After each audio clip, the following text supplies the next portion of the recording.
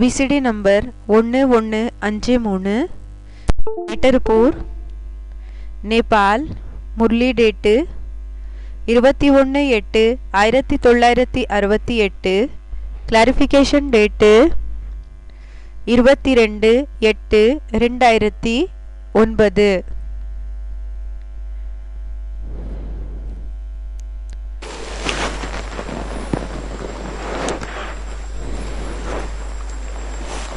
ओम शांति। कल वाणी चल रही थी रात्रि क्लास 21/8/68 पहले पेज के मध्यार्ध में बात चल रही थी। ஓம் சாந்தி வாணி போயிட்டு இருந்தது நைட் கிளாஸ் 21/8/68 நோடது। तुम बच्चों को नॉलेज तो मिली है रचयिता और रचना के आदि मध्य अंत की। குழந்தைகளான உங்களுக்கு நாலேஜ் கிடைச்சிருக்குது படைப்பவர் பிறகு படைப்பினோட ஆரம்பத்தினோடது। तो जरूर उस नॉलेज में रमण करते होंगे। அப்போ கண்டிப்பாக அந்த நாலேஜ்ல ஈடுபட்டிருப்பீங்க। रमण करना माना ஈடுபட்டு இருக்கிறதுன்னா खेल करना, விளையாடுறது। जिनको खुशी का पारा चढ़ रहा है யாருக்கு குஷியினோட பாதரசை ஏறிட்டு இருக்கு उनसे तो पूछने की बात ही नहीं है। அவங்களிடமிருந்து கேட்கிற விஷயமே இல்லைன்னு சொல்றாங்க। क्योंकि चेहरा ही बताता है ஏன்னா முகமே சொல்லுது कि ये खुशी में रमण करते रहते हैं। இவங்க குஷியில ஈடுபட்டு இருப்பாங்க। खेल में तो खुशी होती है ना। விளையாட்டுல குஷி இருக்கோ இல்லையா। बाकी जिनको माया वार करती है மற்றபடி யார் மேல வாயா வார் பண்ணுது யுத்தம் செய்து हराती है எப்படி அண்ணா தோல்வியை அடைய வைக்குது उनके लिए कहेंगे ये तो ग्रहाचारी बैठती है। அவங்களுக்காக என்ன சொல்லப்படுகிறதுன்னா கிரகாச்சாரம் உட்காருது चढ़ने और उतरने की। ஏறுறது பிறகு இறங்குறதுன்னு சொல்லிட்டு இருக்காங்க। हमको कोई से पूछने का नहीं है। நமக்கு யாரிடமிருந்து கூடயும் கேட்கிற அவசியம் இல்ல। अपनी अपनी लाइफ के वनस्पति எப்படின்னா தன்னோட லைஃப பற்றி कहेंगे சொல்வாங்க कि बच्चों को अपना अपना रास्ता मिला हुआ है। குழந்தைகளுக்கு அவங்களதே இருக்கிற வழி கிடைச்சிருக்குது।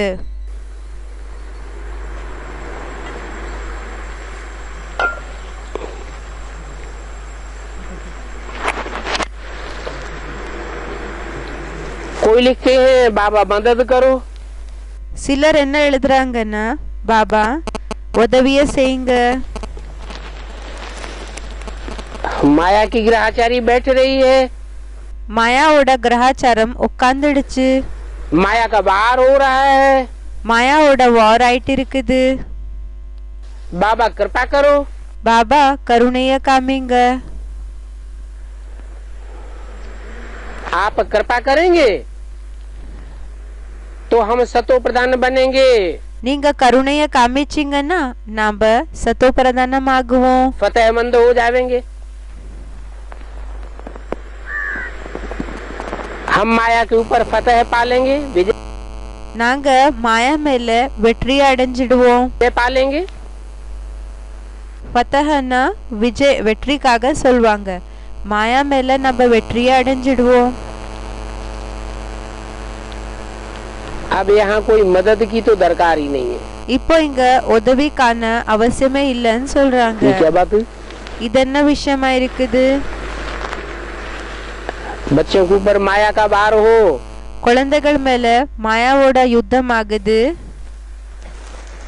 बच्चे मदद मांगे। குழந்தைகள் உதவிய கேக்குறாங்க से அப்பா இடமிருந்து। और बाप कहे मदद की दरकार ही नहीं।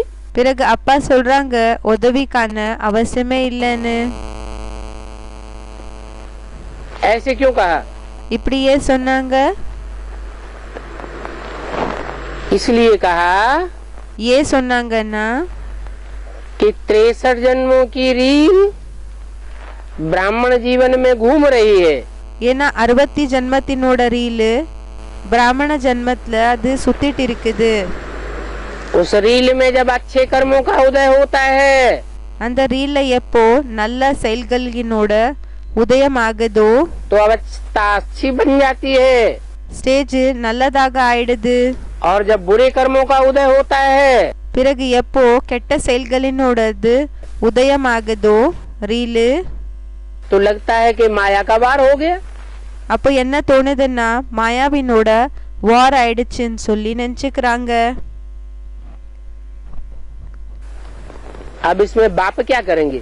இதுல அப்பா என்ன செய்ய முடியும்? हाँ, बच्चों को और ही तीव्र पुरुषार्थ कर देना चाहिए. ஆமா, குழந்தைகளுக்கு இன்னும் தீவிரமான புருஷார்த்தத்தை செய்யணும். जब जब माया का वार होता है எப்பெல்லாம் மாயாவினோட யுத்தம் ஆகுதோ तो हिम्मत नहीं हारनी चाहिए. हिम्मते बच्चे அப்போ தைரியத்தை விடக்கூடாது. குழந்தைகள் தைரியத்தை காமிச்சிங்கன்னா तो मदद है बाप. அப்போ அப்பா உதவிய செய்வாங்க. बाकी कोई मदद मांगने की बात नहीं है. மற்றபடி உதவி கேட்கிற அவசியம் என்றது இல்ல. पढ़ाई में कोई मदद करते हैं क्या? படிப்புல உதவி என்றது இருக்குமா என்ன? टीचर स्टूडेंट की पढ़ाई में मदद करेगा क्या? டீச்சர் ஸ்டூடெண்டினோட படிப்புல உதவிய செய்வாங்களா? टीचर अगर मदद कर दे டீச்சர் ஒருவேளை உதவிய செஞ்சாங்கன்னா तो सभी स्टूडेंट आगे बढ़ जाए. அப்போ எல்லா ஸ்டூடெண்ட்ஸ் முன்னாடி போகிற விஷயம் ஏற்பட்டிருக்கும். परंतु सब आगे बढ़ते हैं क्या? ஆனா எல்லாருமே முன்னேற்றம் ஆகுதா? எல்லாருமே முன்னாடி போறாங்களா? जो पढ़ेंगे யாரு படிப்பாங்களோ वो आगे बढ़ेंगे. அவங்க முன்னாடி போகுவாங்க. नहीं पढ़ेंगे तो படிக்கலன்னா पीछे रहेंगे. அவங்க பின்னாடியே இருந்துடுவாங்க. तो बाप कहते हैं कि अपने ही पुरुषार्थ से पास होना है. அதாவது அப்பா சொல்றாங்க தன்னோட புருஷார்த்த மூலமா தான் பாஸ் ஆகணும். इसमें टीचर की मदद कोई काम नहीं करेगी. இதுல டீச்சரினோட உதவி எந்த விதமான வேலை கூடயும் ஆகாது. அதனால बाबा की मदद भी कोई काम नहीं करेगी. பாபாவோட உதவி கூடயும் எந்த வேலையும் செய்யாது. तुम बच्चे भी पुरुषार्थ करते रहते हो. குழந்தைகளான நீங்க கூடயும் புருஷார்த்தத்தை செஞ்சுட்டு இருப்பீங்க. समझा जाता है ये सर्विस ही करते रहते हैं. புரிஞ்சுக்கப்படுகிறது இவங்க சர்வீஸ் தான் செஞ்சுட்டு இருக்காங்கன்னு.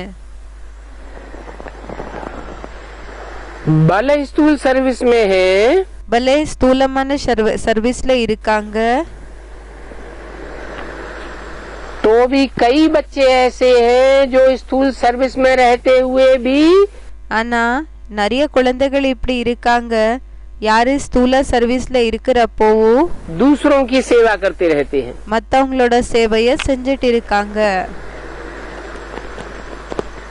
लौकिक अलौकिक दोनों प्रकार की सेवा करते रहते हैं. லௌகிக்க அலௌகிக்க ரெண்டு விதமான சேவைகள் கூடயும் செஞ்சுட்டே தான் இருக்காங்க. ऐसे नहीं அப்படி இல்ல कि लौकिक सेवा से छुट्टी लेवे லௌகிக்க சர்வீஸ்ல இருந்து எப்படி என்ன லீவை எடுத்துக்கிறது तब ही सर्विस हो सकती है. அப்பதான் சர்வீஸ் ஆகும் என்றது இல்ல. जैसे यहाँ पहरे वाला है எப்படி இங்க வாட்ச்மேன் வேலை செய்யக்கூடியவங்க இருக்காங்க. पहरे पर रहते हुए भी सर्विस तो कर सकते हैं ना. எப்படின்னா அங்க எல்லாமே வாட்ச் பண்ணிட்டு இருப்பாங்க இல்லையா, அந்த வாட்ச்மேன் வேலையை செஞ்சுட்டு இருக்கிறப்ப கூடயும் சர்வீஸ செய்யலாம் இல்லையா.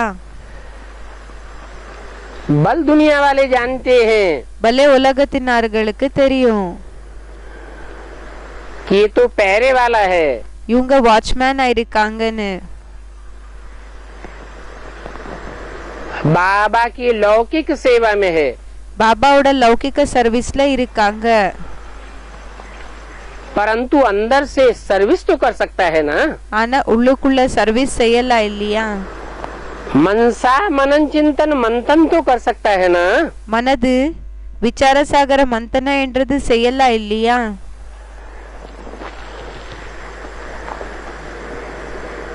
अभी तो बाबा किसी से मिलता ही नहीं है। இப்போ பாபா யார் கூடயும் சந்திக்கிறதே இல்ல. बाबा की पहचान वाले आते तो बहुत हैं। பாபாவை தெரிஞ்சுக்க கூடியவங்க வராங்க நிறைய பேரு.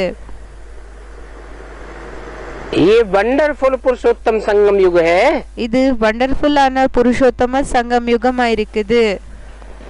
यहाँ बहुत ही वंडरफुल बातें होती रहती हैं। இங்க ரொம்ப வண்டர்ஃபுல்லான பேச்சுகள் ஆயிட்டே தான் இருக்கும். और आगे चल करके ड्रामा में और ही वंडरफुल बातें होती रहेंगी। பிறகு வருங்காலத்துல டிராமால இன்னும் வண்டர்ஃபுல்லான பேச்சுகள் ஆயிட்டே இருக்கும். कब की वाणी है? எந்த டைமினோட வாணியா இருக்குது? ये तो 68 की वाणी है। இது 68 வாணியா இருக்குது. 68 में तो बेसिक ज्ञान ही था। 68ல பேசிக் ஞானம் தான் இருந்தது. फिर भी लगता था बाबा तो बहुत वंडरफुल बातें सुनाते हैं। ஆனாலும் இப்படி தோணிட்டு இருந்தது என்னன்னா பாபா ரொம்ப வண்டர்ஃபுல்லான பேச்சுகளை தான் சொல்றாங்கன்னு.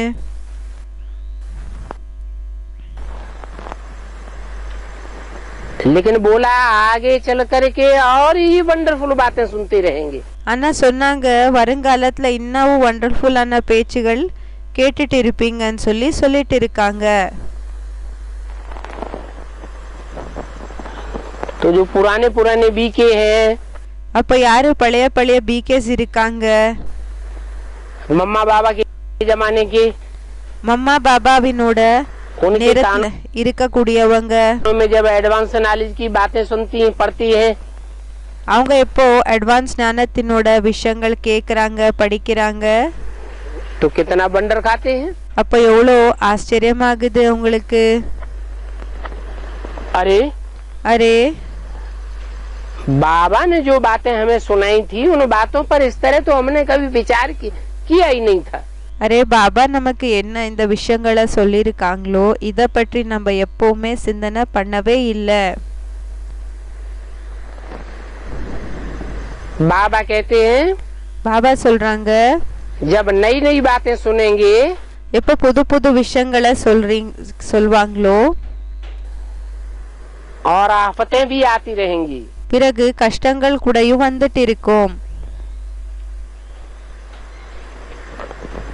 नहीं मानेंगे, ஒருவேளை ஏத்துக்கலன்னா मौत सामने जब खड़ी दिखाई देगी, மரணம் எப்ப முன்னாடி நின்னுட்டு இருக்கிறது தென்படுமோ तब तो जरूर तेजी से पुरुषार्थ करेंगे। அப்போ கண்டிப்பாக தீவிரமாக புருஷார்த்தத்தை செய்வீங்க. बहुत से हैं நிறைய பேர் இப்படி இருக்காங்க जो बेसिक में अभी नहीं मानते हैं। யாரு பேசிக்ல இப்போ கேக்குறது கிடையாது. वंडर तो खाते हैं, ஆச்சரியமாக இருக்கதா செய்யும், लेकिन मानते नहीं है। ஆனா ஏத்துக்கிறது இல்ல. तो उनको भी उन बातों के आधार पर पुरुषार्थ करना पड़ेगा। அப்போ அவங்களுக்கு கூடயும் இந்த விஷயங்களினோட ஆதாரப்படி புருஷார்த்தத்தை செஞ்சுட்டே தான் இருக்கணும். समझते हैं, பலே இப்படி தெரிஞ்சுக்கிறாங்க புரிஞ்சுக்கிறாங்க. अजून देरी है, फिर भी पैगाम पहचानने की कोशिश तो चलती रहती है। இப்போ இன்னும் லேட் இருக்குது, ஆனாலும் இப்போ இந்த மெசேஜை கொடுக்கறதுக்கான புருஷார்த்தம் போயிட்டே தான் இருக்குது. नहीं समझते हैं तो समझते हैं देरी है। ஒருவேளை புரிஞ்சுக்கலன்னா என்ன நினைச்சுக்கிறாங்க, இன்னும் லேட்டாக இருக்கும்னு நினைச்சுக்கிறாங்க. कल्प कल्प सभी को बाप का परिचय देना पड़ता है। ஒவ்வொரு கல்பத்துல கூடயும் எல்லாருக்குமே அப்பாவோட அறிமுகத்தை கொடுக்க வேண்டியதாக இருக்கும். परिचय देते भी हैं, அறிமுகத்தை கொடுக்கவும் செய்வாங்க. फिर भी कुछ समझते नहीं है। ஆனாலும் எதுவுமே புரிஞ்சுக்கிறது இல்ல. किसको जाकर के समझाना भी बहुत सहज है। இப்போ ஒருத்தருக்கு போய் புரிய வைக்கிறது கூடயும் ரொம்ப சகஜமானது. कल पहले जिनके दिमाग में बैठा है, கல்பத்துக்கு முன்னாடி யாரோட புத்தில உட்கார்ந்து இருந்ததோ वो औरों के दिमाग में बैठाने की सर्विस करते रहते हैं। அவங்க மத்தவங்களோட புத்தியில உட்கார வைக்கிறதுக்கான சர்வீஸை செஞ்சுட்டு இருப்பாங்க. जिनकी बुद्धि में खुद ही नहीं बैठा है वो दूसरों को क्या समझावेंगे? யாரோட புத்தியில சுயமே உட்கார்ல, சுயமினோட புத்தியிலேயே உட்கார்லன்னா அவங்க மத்தவங்களுக்கு என்னன்னு சொல்லி கொடுப்பாங்க. बाप भी पूछते हैं। அப்பாவும் கேக்குறாங்க. दिल्ली में प्रदर्शनी हो रही है, டெல்லியில பிரதர்ஷனி ஆயிட்டு இருக்கு, चांदनी चौक की तरफ। சாந்தினி சौक அந்த பக்கம். वहाँ चांदनी चौक में बड़े अच्छे अच्छे व्यापारी रहते हैं। அந்த சாந்தினி சौकல ரொம்ப நல்ல நல்ல வியாபாரிகள் இருக்காங்க. अब बाप को तो ख्याल रहता है वहाँ जो अच्छे अच्छे बच्चे हैं, இப்போ அப்பாக்கு என்னன்னா கவலை இருக்கும், என்னன்னா அங்க நல்ல நல்ல குழந்தைகள் யார் இருக்காங்க, जा करके सर्विस करें। சிந்தனை என்ன இருக்கும்னா அங்க நல்ல நல்ல குழந்தைகளுக்கு போய் சர்வீஸ் செய்யணும். तो वहाँ के अच्छे अच्छे व्यापारी बच्चे भी அப்ப அங்க இருக்கிற நல்ல நல்ல வியாபாரி குழந்தைகள் கூடயும் बाप को पहचान करके बाप को याद करें। அப்பாவை தெரிஞ்சுக்கிட்டு அப்பாவை நினைவு செய்யணும். और भक्ति मार्ग छोड़ दें। பிறகு பக்தி மார்க்கத்தை விட்டுடணும். क्योंकि बाप मिल गया तो फिर भक्ति क्या करेंगे? என்ன அப்பா கிடைச்சிட்டாங்கன்னா அதுக்கு பிறகு பக்தி என்ன செய்வாங்க?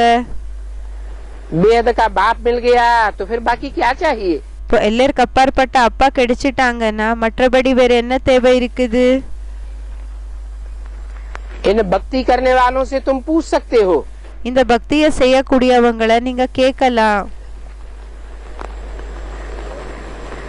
जिन देवताओं की तुम मूर्तियों की तुम भक्ति करते हो, எந்த தேவதைகளோட மூர்த்திக்கு நீங்க பக்தியை செய்றீங்க, पूजा करते हो, பூஜையை செய்றீங்க, इन्होंने ऐसा क्या कर्म किया है இவங்க இப்படிப்பட்ட என்ன செயல்களை செஞ்சிருக்காங்க जो तुम इनकी पूजा करते हो? நீங்க இவங்களோட பூஜை செய்யறதுக்காக? ये पूज्य पद इन्होंने कैसे पाया? இந்த பூஜைக்கு தகுந்தமான பதவி இவங்க எங்கிருந்து அடைஞ்சாங்க? इस पद पर आसीन हुए हैं இந்த பதவியில உட்கார்ந்து இருக்காங்க, तो कुछ तो किया होगा। அப்போ ஏதாவது செஞ்சிருப்பாங்க இல்லையா? वो तो हक्के बक्के रह जाएंगे। அவங்க அப்படியே முழிச்சிட்டே இருப்பாங்க. कौन? யாரு? भक्त लोग। என்னன்னா பக்தர்கள். फिर तुम उनको समझा सकते हो அப்போ அவங்களுக்கு நீங்க புரிய வைக்கலாம் कि भगवान आते हैं, कर्म अकर्म विकर्म की गति समझाते हैं। என்னன்னா பகவான் வராங்க, அப்போ கர்ம அகர்ம விகர்ம, கர்மனா செயல்கள், அகர்மனா செயல்கள் செய்யாத நிலை, இந்த ஒரு ஸ்டேஜ். கர்ம அகர்ம விகர்மத்தினோட அந்த ஒரு வழிய கத்து கொடுக்கறாங்க. जरूर इन्होंने भगवान की मत पर ऐसे कर्म किए हैं। கண்டிப்பாக இவங்க பகவானோட டைரக்ஷனோட ஆதாரப்படி அப்படிப்பட்ட செயல்களை செஞ்சிருக்காங்க. जिन कर्मों के आधार पर इन्होंने ये पूज्य पद पाया है, இவங்க அந்த செயல்களினோட ஆதாரப்படி இவங்க உயர்ந்த பதவியை அடைஞ்சிருக்காங்க. भगवान तो आते ही हैं नर को नारायण बनाने, नारी को लक्ष्मी बनाने। பகவான் வருது நரன நாராயணனாக ஆக்குறதுக்காக, நாரிய லக்ஷ்மி ஆக ஆக்குறதுக்காக. आप भी ये गीता ज्ञान सुनो। நீங்களும் இந்த கீதா ஞானத்தை கேளுங்க. भगवान बाप आया हुआ है, பகவான் அப்பா வந்திருக்காங்க, बताते हैं ज्ञान भक्ति वैराग। சொல்றாங்க ஞான பக்தி வைராகியம். भगवान का ज्ञान मिलता है பகவானோட तो भक्ति मार्ग के कर्म कांडों से वैराग आ जाता है। பகவானோட ஞானம் எப்போ கிடைக்குதோ அப்போ பக்தி மார்க்கத்தினோட கர்ம காண்டங்கள்ல இருந்து வைராகியம் வந்துடுது.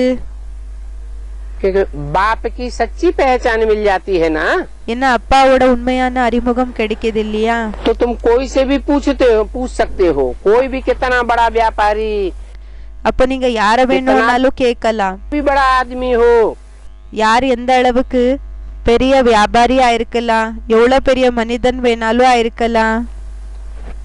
प्रदर्शनी में समझाया जाता है। பிரதர்ஷனில புரிய வைக்கப்படுகிறது. कि हम ये प्रदर्शनी में तुम्हें चित्र क्यों दिखाते हैं?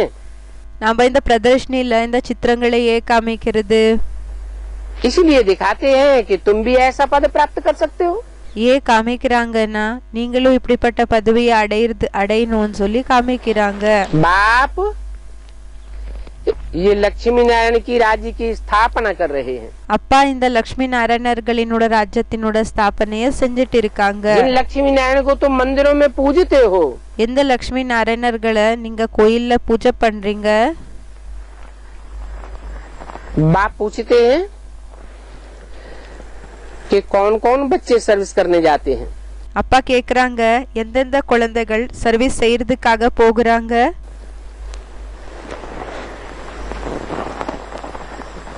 बाप को समाचार दो अपनी सर्विस का। அப்பாக்கு அந்த செய்திகளை சொல்லணும், மெசேஜ கொடுக்கணும் தன்னோட சர்வீஸினோடது. समाचार देते रहेंगे நீங்க மெசேஜ கொடுத்துட்டு இருந்தீங்கன்னா तो सर्विस में ठंडाई नहीं आवेगी। அப்போ சர்வீஸ்ல டவுன் ஆகிற விஷயம்ன்றது இருக்காது. ठंडाई आनी नहीं चाहिए। டவுன் ஆக கூடாது. சர்வீஸ்ல हर एक बात का वजन करना होता है। ஒவ்வொரு விஷயத்துல கூடயும் எடை போட வேண்டியதாக இருக்கும். बाबा पूछते हैं பாபா கேக்குறாங்க तुम बच्चे क्या कर रहे हो? குழந்தைகளான நீங்க என்ன செஞ்சிட்டு இருக்கீங்க?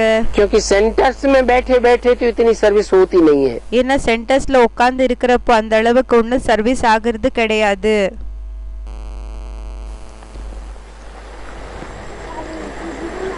तो बाबा कहते हैं म्यूजियम को सजाओ। அப்போ பாபா சொல்றாங்க மியூசியம் அலங்காரம் பண்ணுங்க. सेंटर पर इतनी ज्यादा सर्विस नहीं होती है। சென்டர்ஸ்ல அந்த அளவுக்கு சர்வீஸ் ஆகலன்னா तो म्यूजियम की सजावट देख करके अपने आप ही आवेंगे। அப்போ மியூசியமினோட அந்த அலங்காரத்தை பார்த்து தானாவே வருவாங்க. तो पहले पहले तो बच्चों को सर्विस को देखना चाहिए। அதாவது ஃபர்ஸ்ட் குழந்தைகளுக்கு சர்வீஸ பார்க்கணும். सर्विस के ऊपर अटेंशन जाना चाहिए சர்வீஸ் மேல அட்டென்ஷன் போகணும். कि हम बड़े बड़े आदमियों को कैसे जगावें। நாங்க பெரிய பெரிய ஆளுகளை எப்படி அவங்கள எழுப்புறது? क्योंकि बड़े बड़े आदमी अगर जग जावेंगे ஏன்னா பெரிய பெரிய ஆள்களோட வேலை ஏஞ்சிட்டாங்கன்னா तो उनके पीछे पीछे छोटे लोग तो अपने आप ही आ जाएंगे। அப்ப அவங்களுக்கு பின்னாடி சின்ன மனிதர்கள் தானாவே வந்துருவாங்க. परंतु इन बड़े आदमियों को जगाने में कितनी मेहनत लगती है। ஆனா இந்த பெரிய ஆள்கள்ல இவங்களை எழுப்புறதுல எவ்வளவு உழைப்பு ஏற்படுது? बाप तो पूछेंगे அப்பா கேட்பாங்க समाचार दो कौन कौन सर्विस में बिजी रहते हैं। செய்திய கொடுங்க யாரெல்லாம் சர்வீஸ்ல பிஸியாக இருக்காங்கன்றதுக்காக. अगर एक भी बड़े आदमी को समझ में आ गया ஒருவேளை ஒரு பெரிய ஆளுக்கு கூடயும் புரிய வந்துடுச்சுன்னா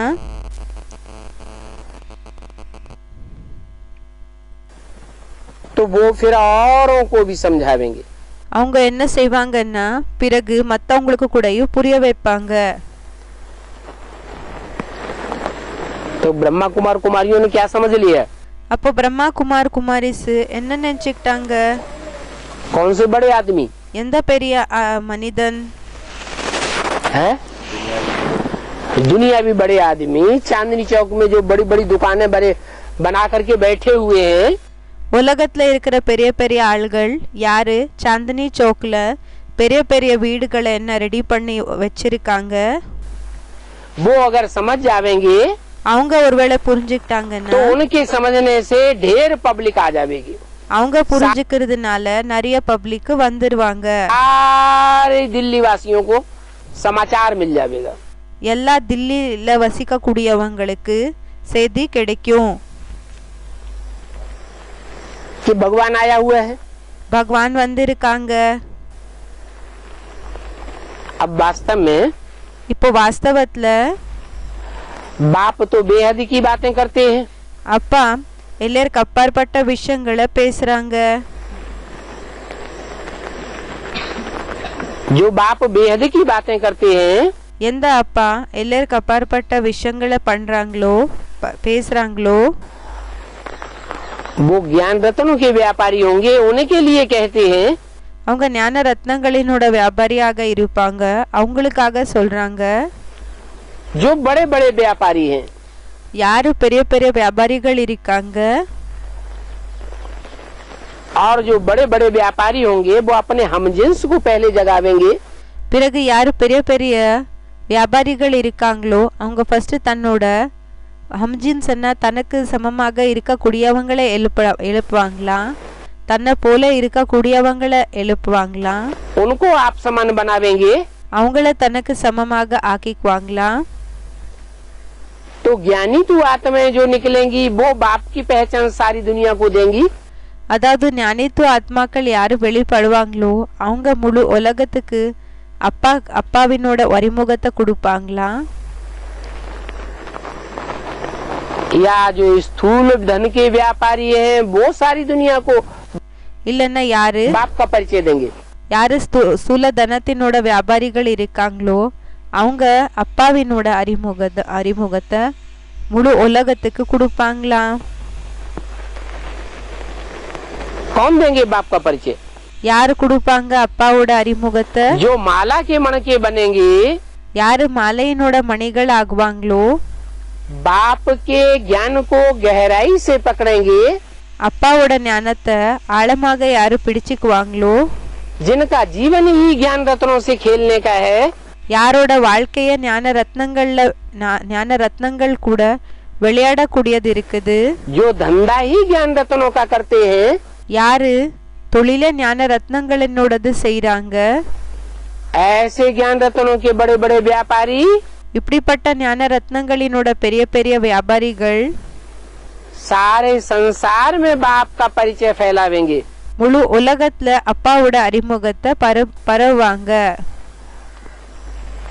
इसलिए அதனால उन आत्माओं की यादगार माला बनाई गई है. அந்த ஆத்மாக்களோட நினைவார்த்தத்துக்காக மாலைய உருவாக்கி இருக்காங்க. और वो माला हर धर्म में स्मरण की जाती है. பிறகு அந்த மாலைய ஒவ்வொரு தர்மத்துல கூடயும் உருட்டப்படுகிறது, நினைவு செய்யப்படுகிறது. ऐसी आत्माओं को संगठित करने का काम இப்படிப்பட்ட ஆத்மாக்களை உண்ணாக்குற வேலை कोई हद के व्यापारियों की बात नहीं है. இது எல்லாருக்கு உட்பட்ட வியாபாரிகளினோட விஷயம் இல்ல.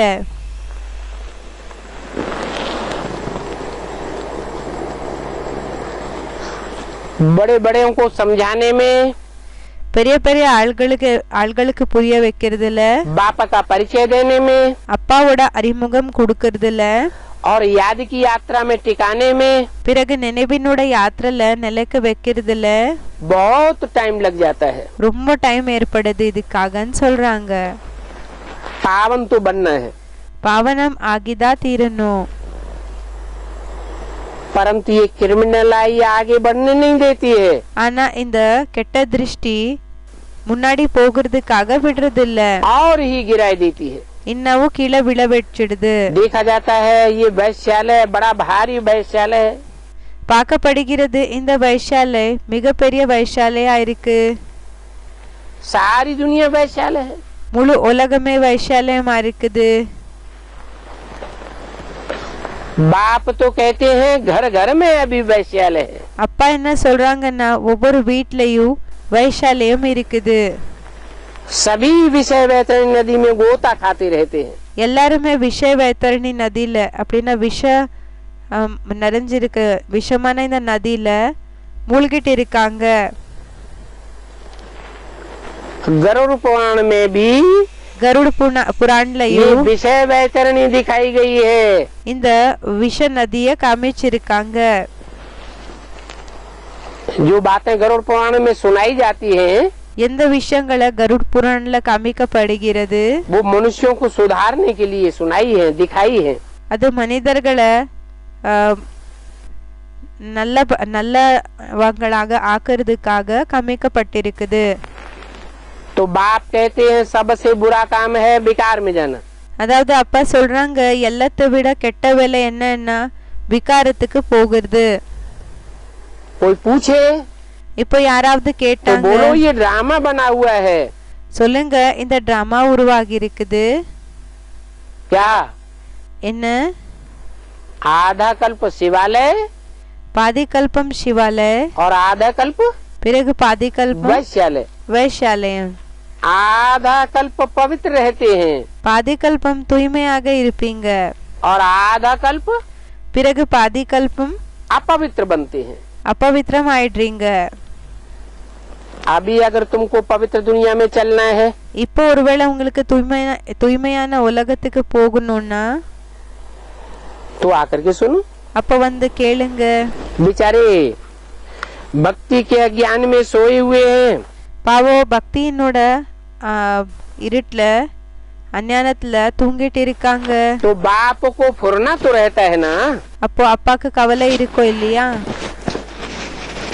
बच्चे कहीं गफलत तो नहीं करते हैं। குழந்தைகள் எங்கேயாவது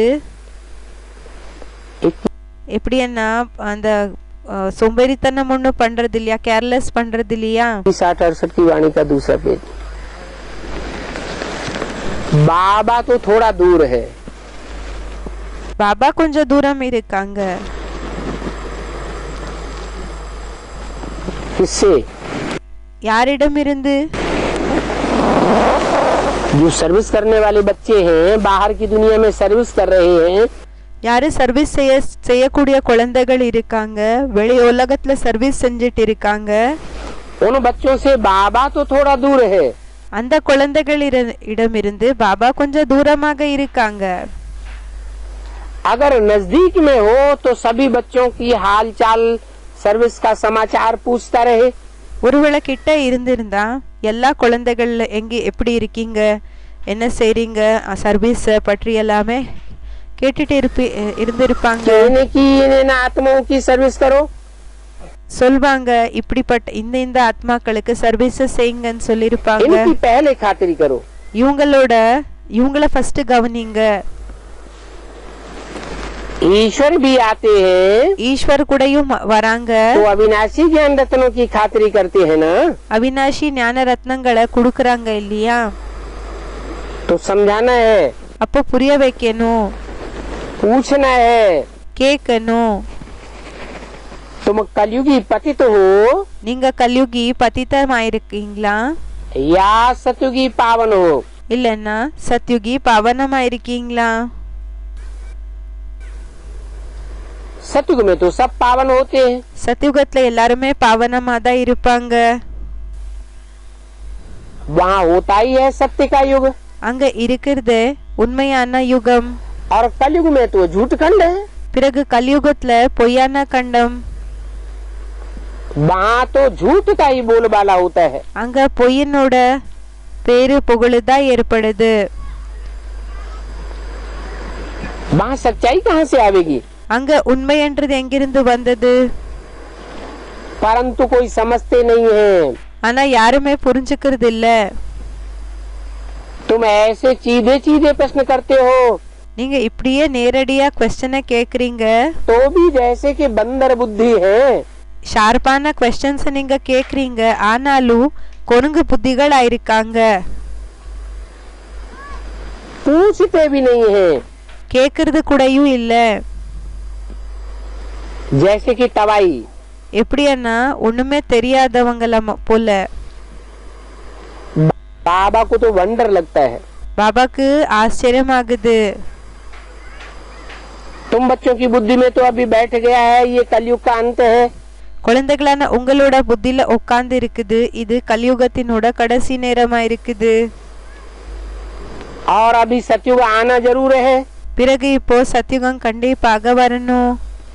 तो जिनको बाप मिला, அதாவது யாருக்கு அப்பா கிடைச்சிருக்காங்களோ, शिव बाबा के बच्चे बने, சிவ பாபாவோட குழந்தைகள் ஆனாங்க.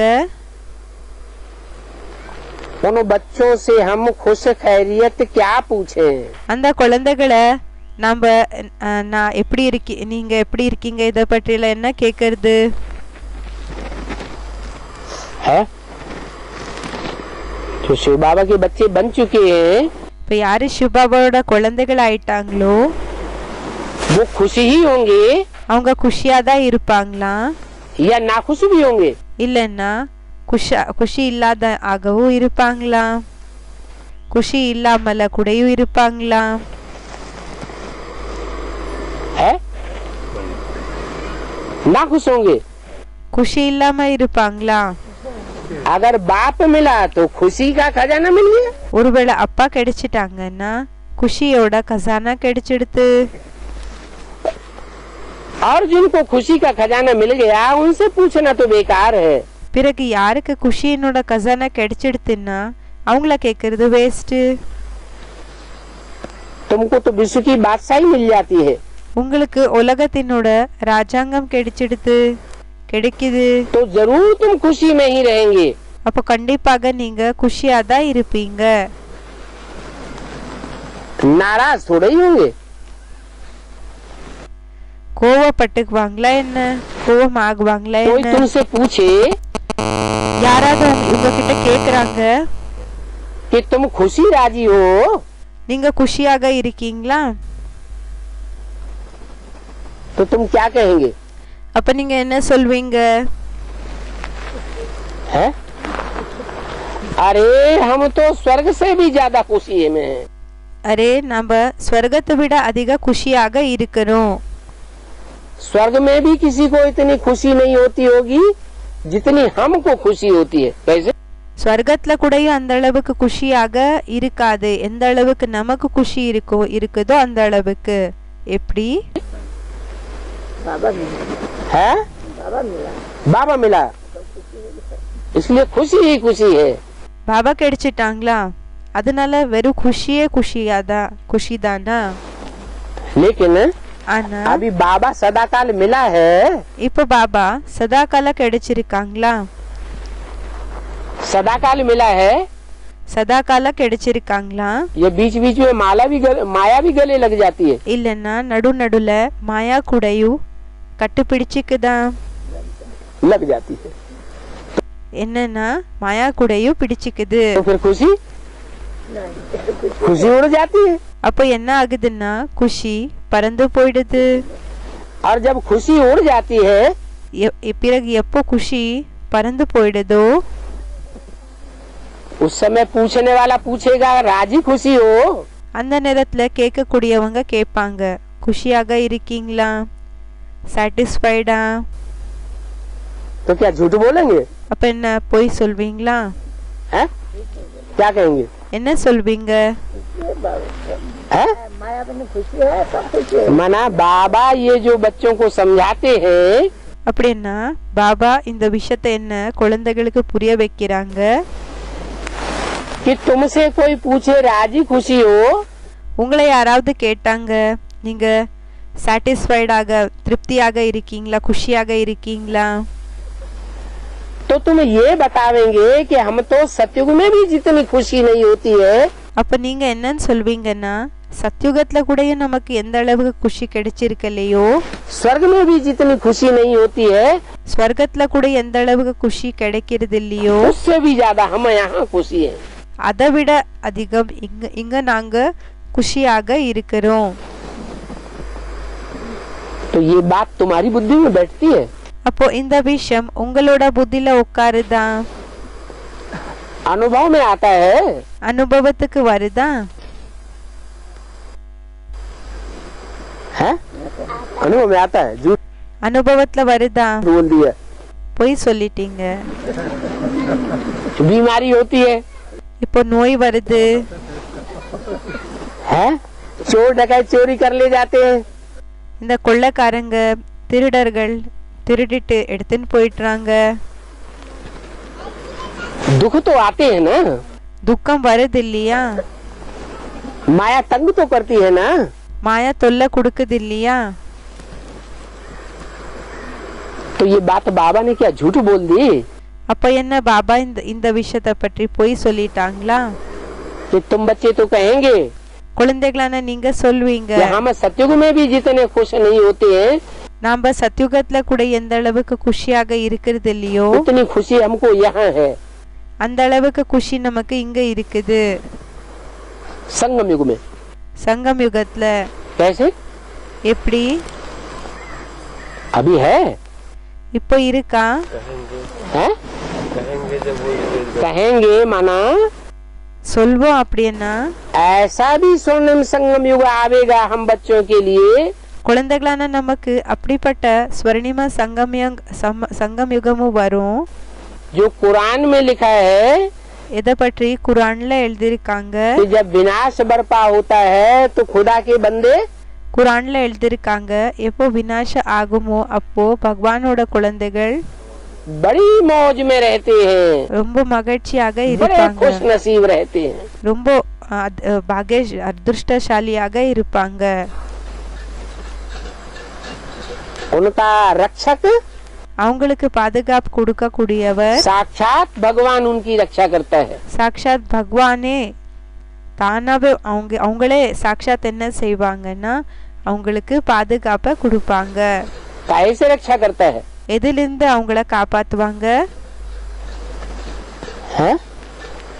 माया से रक्षा करता है. மாயா இடமிருந்து அவங்கள காப்பாத்துறாங்க. विनाश की एक्टिविटी से रक्षा करता है.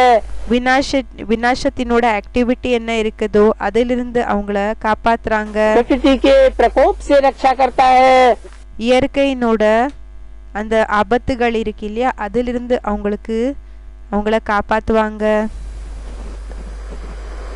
तो अभी हमसे कोई पूछे कि राजी खुशी हो, இப்போ யாராவது நம்ம கிட்ட கேக்குறாங்க நீங்க திருப்தியாக நிம்மதியாக இருக்கீங்களா खुशिயாக இருக்கீங்களா तो अंतर क्यों पड़ता है? அப்போ என்ன வித்தியாசம் வருது? बाबा ने जो हमको राजी खुशी का लक्ष्य दिया, பாபா நமக்கு என்ன திருப்தியாக இருக்கிற खुशिயாக இருக்கிறதுக்கான லட்சியம் என்ன கொடுத்திருக்காங்க? कि संगम युग है, मौजों का युग. சங்கம் யுகமா இருக்குது, மகிழ்ச்சியாக இருக்கக்கூடிய யுகம். तो क्या सदैव मौज में रहते हैं? அப்ப என்ன சதா மகிழ்ச்சியாக இருக்கீங்களா? रहते हैं? नहीं रहते हैं. இருக்கிறீங்களா? இருக்கிறது இல்ல. क्योंकि 63 जन्मों की रील ஏன்னா 63 ஜென்மங்களினோட ரீல் अभी घूम रही है. இப்ப சுத்திட்டு இருக்கு. अभी हमने இப்ப நாம अपने 63 जन्मों के पाप कर्मों से मुक्ति இப்ப நாம தன்னோட 63 ஜென்மங்களினோட பாவ செயல்கள் இருந்து முக்தி नहीं पाई है. அடையல. पाप कर्मों के ऊपर जब हम विजय प्राप्त कर लेंगे, பாவ செயல்கள் மேல நம்ம எப்போ வெற்றி அடைஞ்சிடுவோமோ हमारे पाप सारे ही याद की यात्रा से भस्म हो जाएंगे. நம்ம பாவங்கள் எல்லாமே நினைவினோட யாத்திரை மூலமாக எரிஞ்சு சம்பல் ஆயிடுமோ तब हमारे लिए स्वर्णिम संगम युग அப்ப நமக்காக ஸ்வர்ணிம சங்கம் யுகம் आवेगा வரும். और हम ऐसी स्थिति का अनुभव करेंगे பிறகு நாம அப்படிப்பட்ட ஸ்டேஜினோட அனுபவத்தை செய்வோம். कि सतयुग और दूर हो जाए. என்னன்னா சத்யுகம் இன்னமும் தூரம் ஆயிடணும். क्या? என்ன? क्यों? क्योंकि सतयुग में नीचे गिरेंगे என்ன சத்யுகத்துல கீழே விழுவோமா या ऊपर उठेंगे? இல்லன்னா மேலே ஏறுறீங்களா? கீழே விழுறீங்களா இல்லன்னா மேலே ஏறுறீங்களா? है?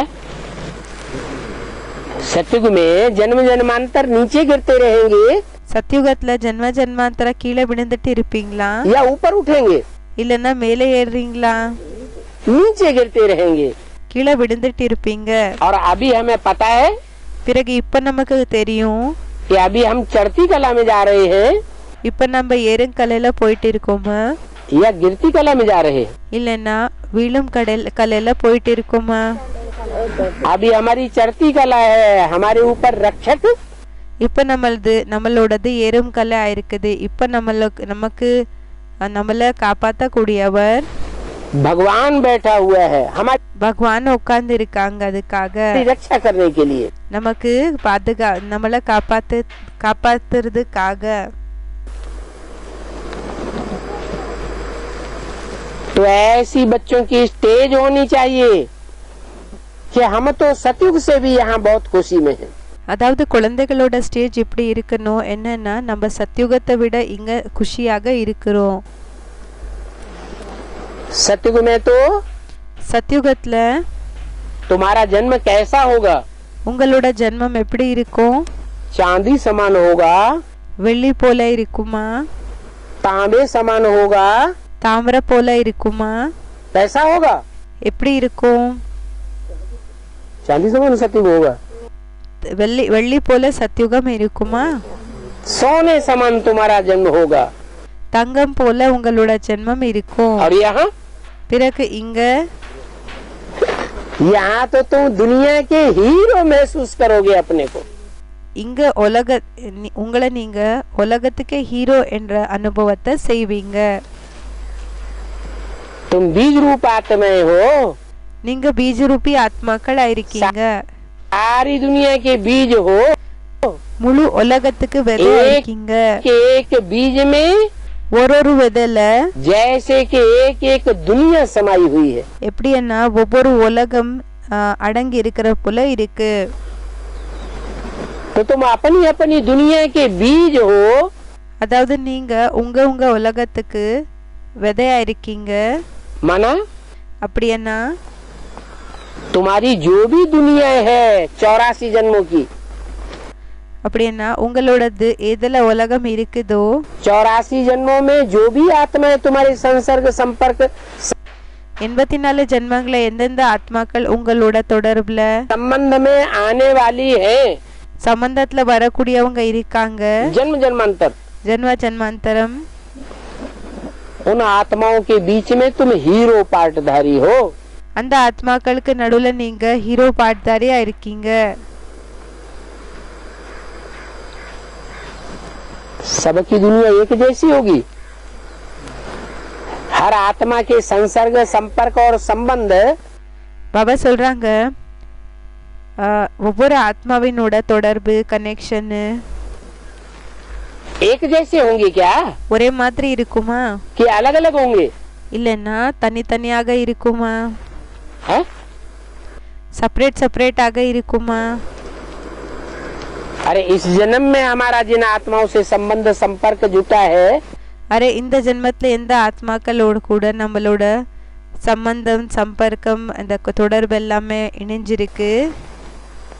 हो सकता है इस जन्म के संबंधी संपर्की अगले जन्म में भी मिल जाए। இப்படியும் ஆகலாம் இந்த ஜென்மத்தினோட தொடர்புல வரக்கூடியவங்க உறவினர்கள் நெக்ஸ்ட் ஜென்மத்துல கூடயும் கிடைக்கலாம்। लेकिन इस जन्म के जो भी संपर्की संबंधी हैं, ஆனா இந்த ஜென்மத்துல யாரெல்லாம் தொடர்புல வரக்கூடியவங்க உறவுல வரக்கூடியவங்க இருக்காங்க वो सारे के सारे अगले जन्म में वो ही मिलेंगे।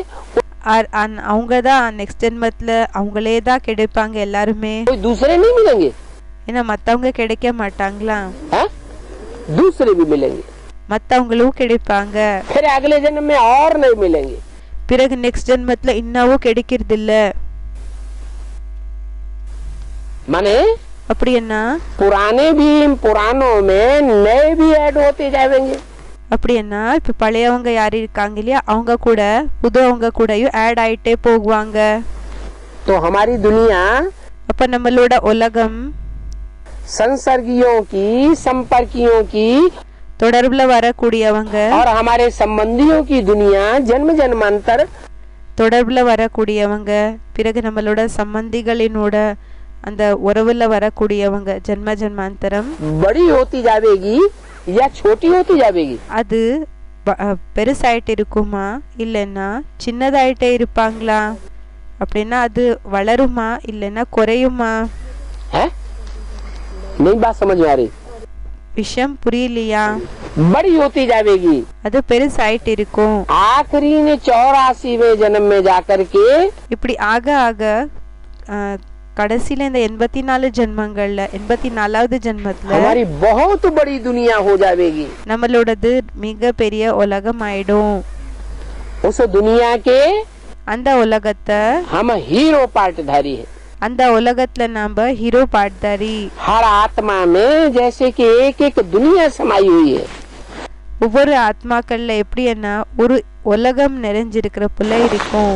लोग कहते हैं ऊपर जो आसमान में सितारे हैं, ஜனங்க என்னன்னு சொல்றாங்கன்னா ஆகாயத்துல என்ன நட்சத்திரங்கள் இருக்குது, उन सितारों में एक एक दुनिया है।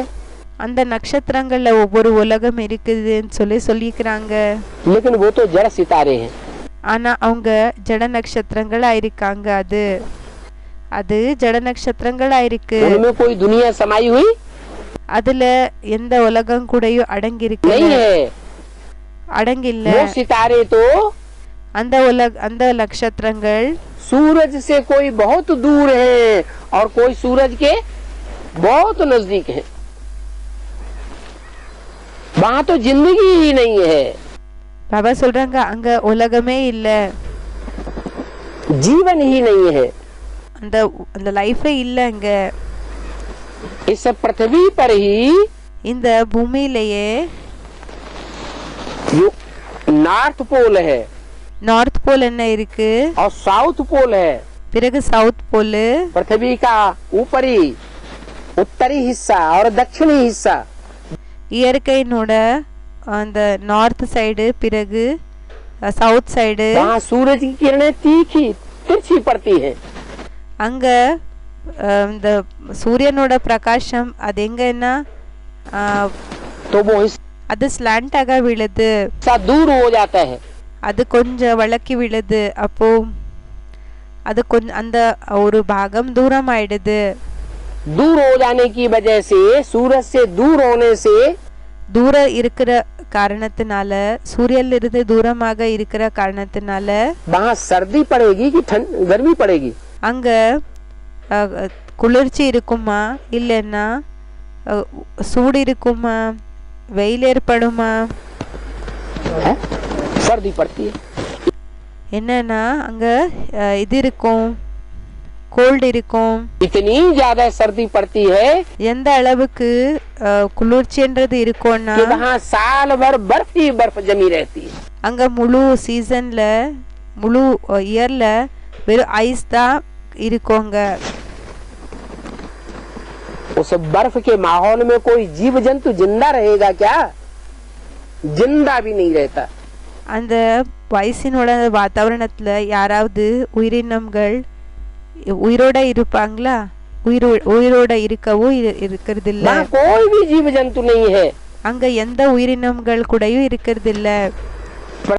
அப்படி என்ன உயிரினங்கள், புழு பூச்சிகள் எதுவுமே இருக்கிறது இல்ல. पृथ्वी पर सिर्फ बीच का हिस्सा और आसपास का जो हिस्सा है, இந்த பூமி மேல கூடயும் வெறும் நடுவினோட பாகம், பிறகு அக்கப்பக்கத்துல இருக்கக்கூடிய பாகம், जहाँ सूरज की किरणें सीधी पड़ती है, எங்க சூரியனோட கிரணங்கள் நேரடியாக விழுது, ஸ்ட்ரெயிட்டாக, वही जीवन है. அங்கதான் வாழ்க்கை இருக்குது.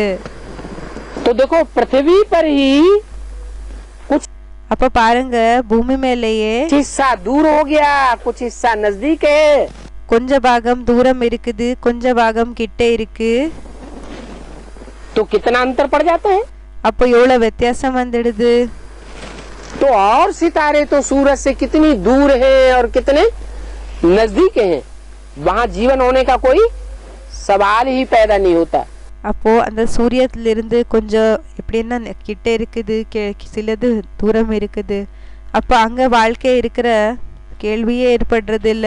फिर जो मान्यता है, பிறகு இந்த என்ன நம்பிக்கை இருக்குது, ஏத்துக்கிறாங்க कि एक एक सितारे में दुनिया समाई हुई है. ஒவ்வொரு நட்சத்திரத்துல உலகம் அடங்கி இருக்குன்னு.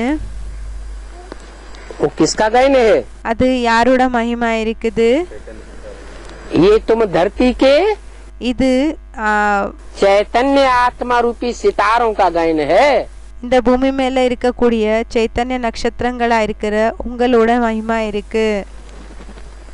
तुम्हारी உங்களோட अपनी अपनी दुनिया है 84 जन्मों की. உங்கள்ட்ட இருக்கிற உலகம் இருக்குது 84 ஜென்மங்கள்ல.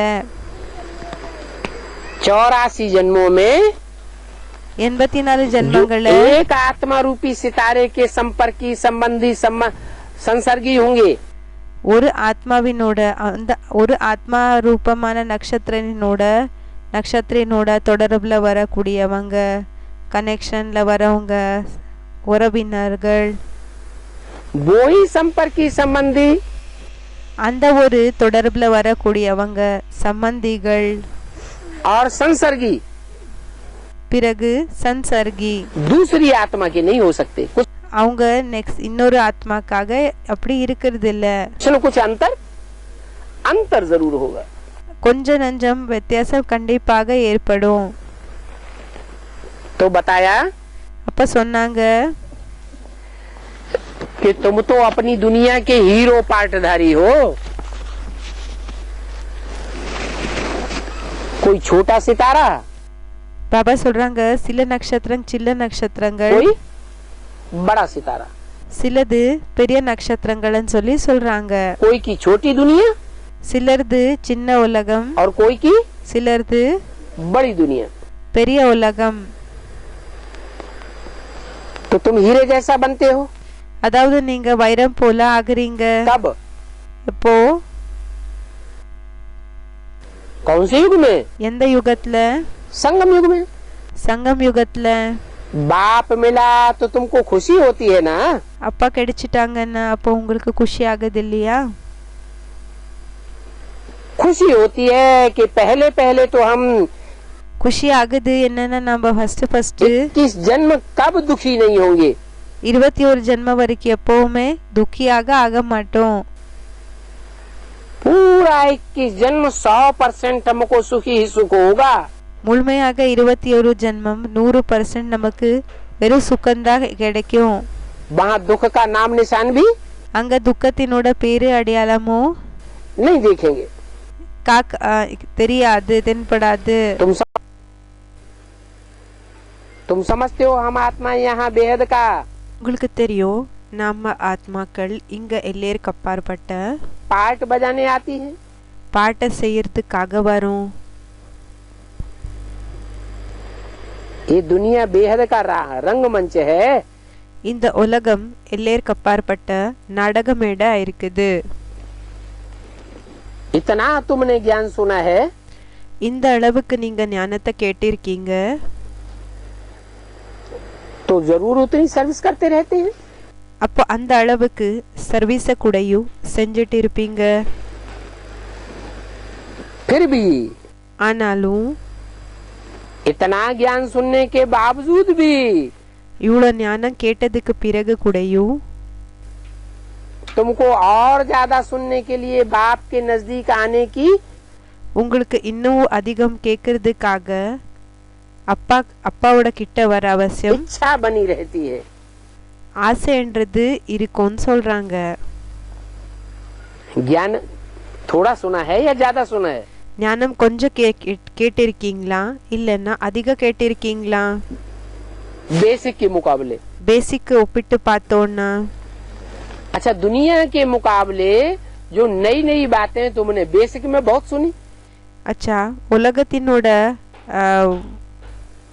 உலகத்தை ஒப்பிட்டு பார்த்தோம்னா பேசிக்ல நீங்க புது புது விஷயங்களை கேட்டீங்க.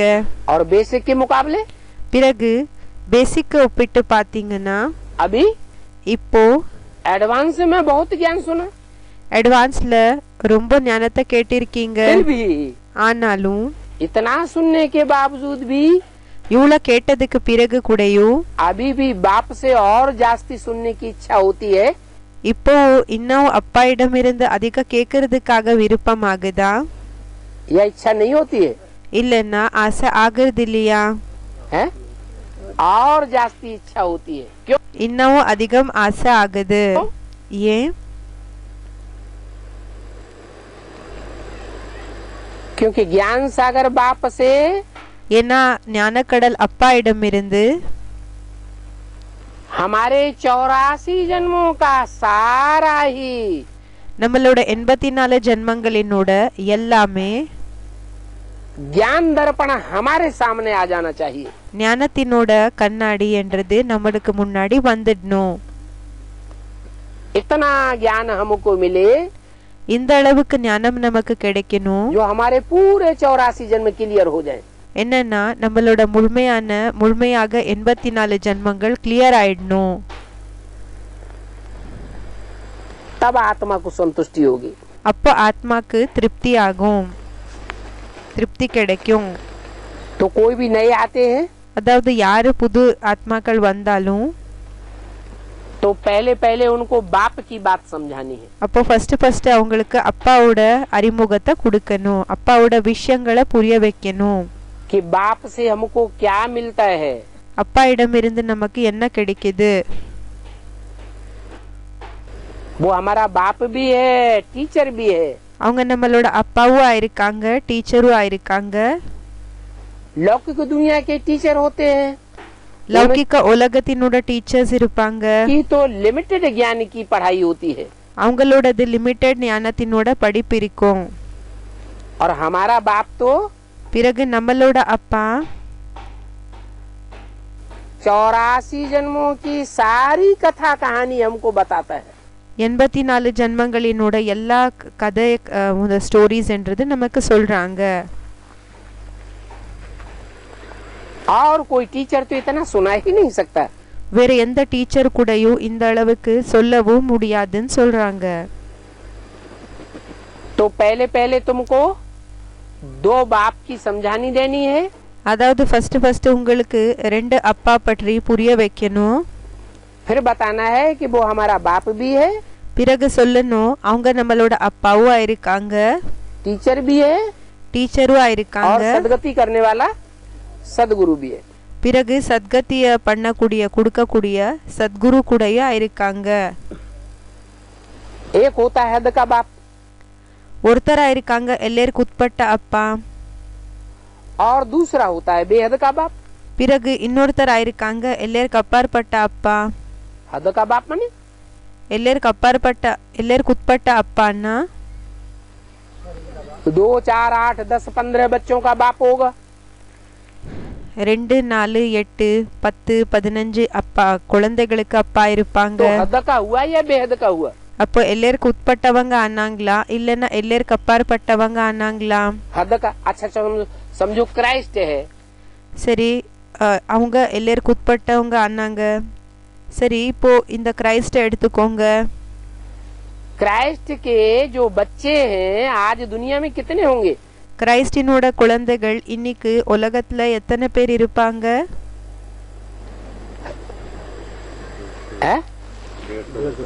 क्राइस्ट को जो अपना बाप मानते हैं, धर्म पिता मानते हैं, கிரைஸ்ட யாரு தன்னோட அப்பான்னு ஏத்துக்கிறாங்க, தர்ம பிதான்னு ஏத்துக்கிறாங்களோ उसके बच्चे அவங்களோட குழந்தைகள் 200 करोड़ से भी ऊपर हो जाएंगे। 200 கோடி விடம் அவங்க அதை விட மேல ஆயிடுறாங்க இருக்காங்க.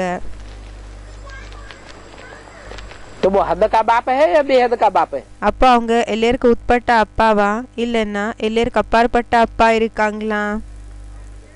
क्या कहेंगे? என்னன்னு சொல்வாங்க அவங்கள? है वो भी हद का बाप। அவங்களும் எல்லாருக்கும் உட்பட்ட அப்பாவா? 200 करोड़ बच्चे इस दुनिया में जिसके हों, 200 கோடி ஆத்மாக்கள் குழந்தைகள் யாரோட குழந்தைகள் இந்த உலகத்துல இருக்காங்க, वो हद का बाप हुआ। அவங்க எல்லாருக்கும் உட்பட்ட அப்பாவா? है? है? हाँ क्रिश्चियन से कहेंगे ஆமா கிறிஸ்டியன்ஸ் சொல்வாங்க कि हमारा बेहद का बाप है, நம்மளோட எல்லாருக்கும் அப்பாற்பட்ட அப்பான்னு சொல்லி அவங்க சொல்வாங்க. क्योंकि दुनिया में और कोई धर्म पिता उनको नहीं दिखाई पड़ता है। ஏன்னா உலகத்துல மத்த தர்ம பிதாக்கள் யாருமே அவங்களுக்கு தென்படுறது இல்ல. जिसके इतने बच्चे हों, யாருக்கு இத்தனை குழந்தைகள் இருக்கிற போல இல்ல உங்களுக்கு. कोई है? யாருக்காவது இருக்காங்களா? कोई धर्म पिता ऐसा है யாராவது தர்ம பிதா இப்படி இருக்காங்களா? जिसके 200 करोड़ से जास्ती बच्चे हों? யாருக்கு 200 கோடி விடம் அதிக குழந்தைகள் இருக்கிற போல இருக்காங்களா? है? अरे मुसलमान सारी दुनिया में छा गए थे, அரே முஸ்லிம்ஸ் முழு உலகத்திலேயே பரவிருந்தாங்க.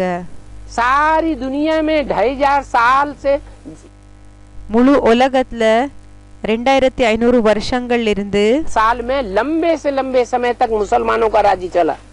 முழு உலகத்துல 2500 வருஷங்கள்ல ரொம்ப நீண்ட கால வரைக்கும் முஸ்லிம்ஸினோட ராஜ்யம் நடந்தது.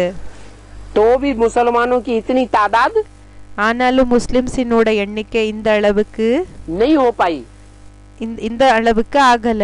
और क्रिश्चियंस तो 200 करोड़ से भी ज्यादा। பிறகு கிறிஸ்டியன்ஸ் 200 கோடி விடம் இரும்பு அதை விட அதிகம். तो बेहद का बाप हुआ या हद का हुआ? அப்போ எல்லாருக்கு அப்பாற்பட்டவங்க ஆனாங்களா இல்லைன்னா எல்லாருக்கு உட்பட்டவங்க ஆனாங்களா? हैं? क्यों? ஏன்? हैं? सीमित में हुआ? லிமிட்ல ஆனாங்கன்னா? अरे अभी तो आज दुनिया में कोई ऐसा बाप नहीं है அரே இப்போ இந்த உலகத்துல யாருமே இப்படிப்பட்ட அப்பா இல்ல. जिसके 200 करोड़ बच्चे हो. யாருக்கு 200 கோடி குழந்தைகள் இருக்கிற போல யாருமே இல்ல. दुनिया कहाँ मानती है? உலகம் எங்கிருந்து ஏத்துக்குது? अरे तो तुम ब्राह्मणों के बीच में, அரே பிராமணர்களா இருக்கிற உங்களுக்கு நடுவுல तुम्हारे ब्राह्मणों में भी 2 पार्टियां हो गई बड़ी बड़ी. உங்களோட பிராமணர்கள்ல கூடயும் 2 பெரிய பெரிய பார்ட்டிஸ் ஆயிடுச்சு. बेसिक वाले मानते हैं? பேசிக்காரங்க இந்த விஷயத்தை ஏத்துக்கிறாங்களா? हैं? नहीं मानते ना. ஏத்துக்கிறது இல்ல இல்லையா? अरे दुनिया तो अभी बहुत दूर है.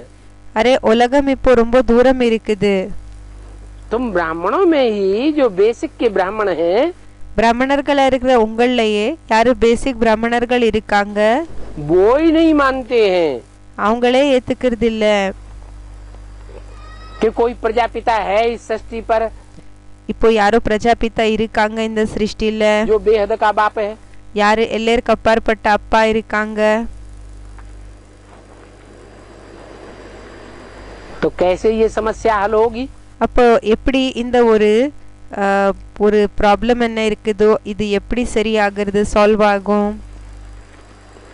कि एक है बेहद का बाप ஒருத்தரா இருக்காங்க எல்லாருக்கு அப்பாற்பட்ட அப்பா, और बाकी सारी दुनिया में जितने मनुष्य मात्र हैं वो सब हद के बाप हैं.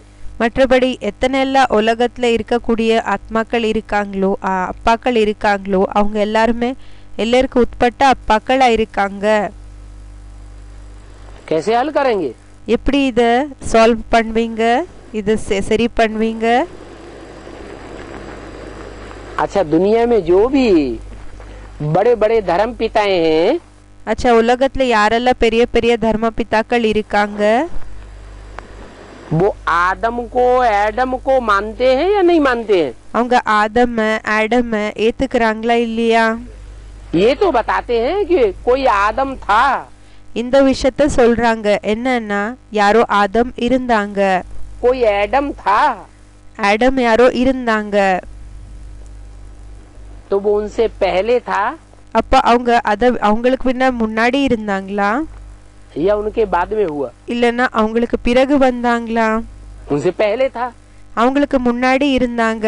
तो जो उनसे पहले था, அதாவது அவங்கள விட யாரு முன்னாடி இருந்தாங்களோ वो तो सारी मनुष्य सृष्टि का बाप हो गया. அவங்க முழு மனித சிருஷ்டிக்கு அப்பா ஆயிட்டாங்க. और जो आदि में था, பிறகு யாரு ஆரம்பத்துல இருந்தாங்களோ तो सृष्टि के अंत में भी जरूर प्रत्यक्ष அவங்க சிருஷ்டியினோட கடைசியில கூடயும் கண்டிப்பாக பிரத்யக்ஷம் होगा ही होगा. ஆகதா தீர்வாங்க. आदि सो ஆரம்பத்துல என்ன நடக்குதோ अंत. அதேதான் கடைசியில நடக்கும். History must repeat. History must repeat. இந்த வரலாறுன்றது ரிப்பீட் ஆகிதான் தீரணும். हिस्ट्री में अगर ऐसा कोई व्यक्तित्व हुआ है, ஹிஸ்டரியில ஒருவேளை அப்படிப்பட்ட யாராவது जिस இருக்காங்கன்னா तो सब धर्म पिताएं யார எல்லா தர்ம பிதாக்கள் अपने से पहले मानते हैं, அவங்கள விட பெரியவங்கன்னு சொல்லி ஏத்துக்கிறாங்க. तो सृष्टि के अंत में वो जरूर प्रत्यक्ष होगा. அப்போ சிருஷ்டியினோட கடைசியில அவங்க கண்டிப்பாக பிரத்யக்ஷம் ஆகுவாங்க. और उस बाप की नाले सारे संसार में फैलेगी. அப்போ பிறகு அந்த அப்பாவினோட நாலேஜ் தான் முழு உலகத்துல அது பரவும்னு சொல்றாங்க. सारी दुनिया का हर धर्म का हर मनुष्य मात्र முழு உலகத்தினோட ஒவ்வொரு தர்மத்தினோட ஒவ்வொரு மனித ஆத்மா उस बाप को मानने के लिए, அந்த அப்பாவை ஏத்துக்கிறதுக்காக, गॉड फादर मानने के लिए मजबूर हो जाएगा. காட் ஃபாதரை ஏத்துக்கிறதுக்காக வலுக்கட்டாயமாக ரெடி ஆயிடுவாங்க. इसलिए बताया அதனாலதான் சொன்னாங்க कि वो है बेहद का बाप. அவங்க இருக்காங்க எல்லாருக்கு அப்பாற்பட்ட அப்பா. क्राइस्ट, इब्राहिम, बुद्ध, क्राइस्ट जो हैं, கிரைஸ்ட், இப்ராஹிம், புத்த கிரைஸ்ட் யார் இருக்காங்க? वो तो सब हद के बाप हैं. அவங்க எல்லாருமே எல்லாருக்கும் உட்பட்ட அப்பாக்களா இருக்காங்க. और वो परमपिता परमात्मा है பிறகு அந்த பரம்பிதா பரமாத்மா இருக்காங்க, बेहद आत्माओं का बाप। எல்லாருக்கு அப்பாற்பட்ட ஆத்மாக்களோட அப்பா। और प्रजापिता है बेहद मनुष्यों का बाप। பிறகு பிரஜாபிதா இருக்காங்க, எல்லாருக்கு அப்பாற்பட்ட மனிதர்களுக்கு அப்பா। वो दोनों बेहद के बाप அந்த ரெண்டு எல்லாருக்கு அப்பாற்பட்ட அப்பாக்கள் जिनसे विश्व की बादशाही मिलती है, யாரிடமிருந்து உலகத்தினோட ராஜாங்கம் கிடைக்குது? स्वर्ग की बादशाही मिलती है। ஸ்வர்கத்தினோட ராஜாங்கம் கிடைக்குது। तो जो बाप गॉड फादर के बच्चे हैं, அதாவது யார் அப்பா காட் ஃபாதருக்கு அப்பா இருக்காங்க, उन காட் ஃபாதருக்கு को तो जरूर बाप से वर्षा मिलना चाहिए। காட் ஃபாதரினோட குழந்தைகள் இருக்காங்க இல்லையா, அவங்களுக்கு கண்டிப்பாக சொத்துன்றது கிடைக்கணும்। नहीं तो बाप के घर में बच्चा पैदा हो, இல்லன்னா அப்பாவோட குழந்தைகள் அப்பாவோட வீட்டுல ஜென்மம் எடுத்துக்கிறாங்க குழந்தை, तो पैदा होने से ही वर्षे का हकदार हो जाता है या नहीं हो जाता है? இப்போ ஜென்மம் எடுத்த உடனேயே அந்த சொத்துக்கு உரிமையாளர்களாக ஆகுறாங்களா இல்லையா? जन्म सिद्ध अधिकारी हो जाता है। பிறப்பு உரிமை ஆயிடுது। तो यहाँ ईश्वर बाप के भी ऐसे ऐसे बच्चे हैं। அப்போ இங்க ஈஸ்வர் அப்பாவினோட குழந்தைகள் கூடயும் இப்படிப்பட்டவங்க இருக்காங்க। जो भगवान बाप के யாரு பகவான் அப்பாவோட अंत तक बच्चे बने रहेंगे கடைசி வரைக்கும் குழந்தைகளாக இருப்பாங்க। और कोई दूसरे को धर्मपिता को अपना बाप வேற எந்த தர்ம பிதாக்களை கூடயும் தன்னோட அப்பா என்ற ரூபத்துல स्वीकार नहीं करेंगे। ஏத்துக்க மாட்டாங்க। उन बच्चों को स्वर्ग की बादशाही का वर्षा அந்த குழந்தைகளுக்கு ஸ்வர்கத்தினோட சொத்து ராஜாங்கத்தினோட ஸ்வர்கத்தினோட ராஜாங்கத்தினோட சொத்து जरूर मिलेगा। கண்டிப்பாக கிடைக்கும்। तो ऐसे ऐसे समझाना होता है। அதாவது இப்படியெல்லாம் புரிய வைக்க வேண்டியதாக இருக்கும்। तुम भी भूल गए थे நீங்களும் कि மறந்திருந்தீங்க तुम देवताएं थे, நீங்க தெய்வத்தைகளாக இருந்தீங்கன்னு।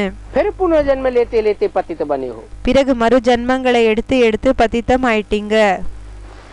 बाप ने तुमको मनुष्य से देवता बनाया था, அப்பா உங்களை மனிதர்கள் இருந்து தேவதைகளாக ஆக்கியிருந்தாங்க, स्वर्ग का वर्षा दिया था। ஸ்வர்கத்தினோட சொத்தை கொடுத்திருந்தாங்க। जरूर पहले पहले भक्ति की होगी। கண்டிப்பாக ஃபர்ஸ்ட் பக்தி பண்ணிருப்பீங்க।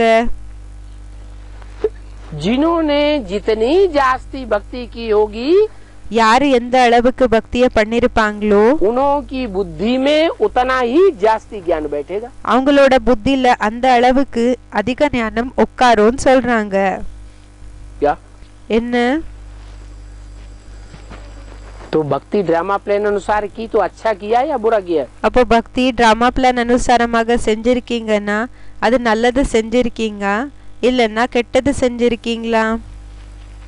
वो भी अच्छा किया।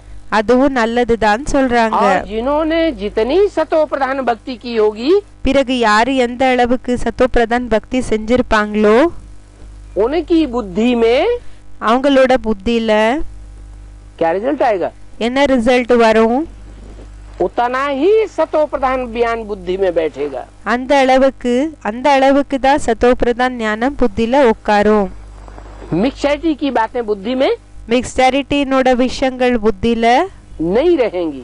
உட்காராது, இருக்காது।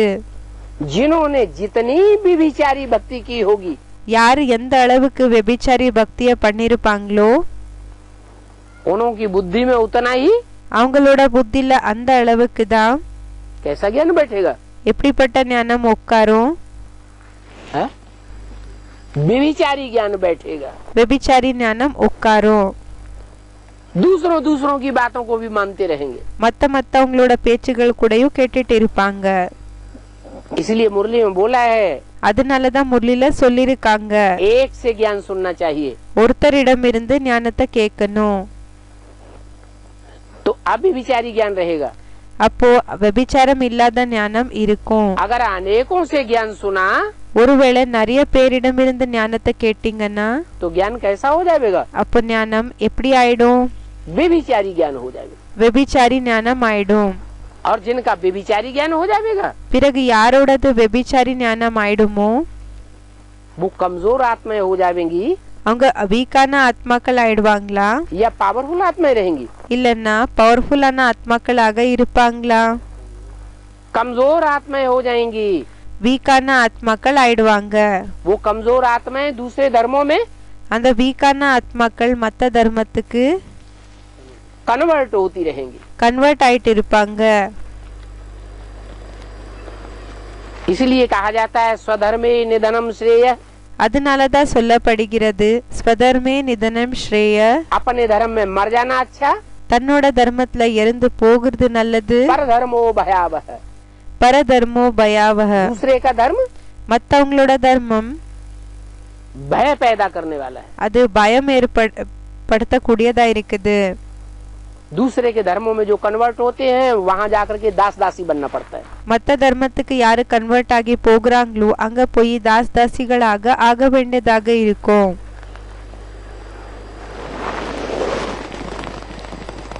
कोई की बुद्धि में जास्ती नहीं ज्ञान बैठता है। இப்போ ஒரு சிலருக்கு புத்திக்குள்ள அதிக ஞானம் உட்கார்லன்னா कहते हैं ना कोई, சொல்றாங்க இல்லையா, हमारा तो माथा चकराता है, आप तो बहुत लंबा चौड़ा विस्तार में सुनाते हैं। நம்மளோட புத்தியே சுத்துது, தலையே சுத்துது, நீங்க ரொம்ப எப்படின்னா ரொம்ப விஸ்தாரமாக புரிய வைக்கிறீங்க. तो समझ लेना चाहिए इसने जास्ती भक्ति नहीं की है। அப்போ இந்த விஷயத்த புரிஞ்சுக்கணும் என்னன்னா இவங்க அதிக பக்தி செய்யலன்னு.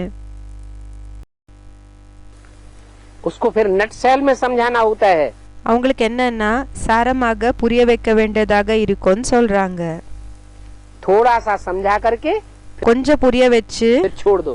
பிறகு விட்டுடுங்க அவங்கள. जितना थोड़ा सा सुना है எவ்வளோ கொஞ்சம் நீங்க உங்களுக்கு சொல்லியிருக்கீங்களோ वो पचाए ले। என்ன கொஞ்சம் கேட்டிருக்காங்களோ அது ஃபர்ஸ்ட் ஜீரணம் பண்ணிக்கிட்டோம். फिर उसके बाद और आगे बताना।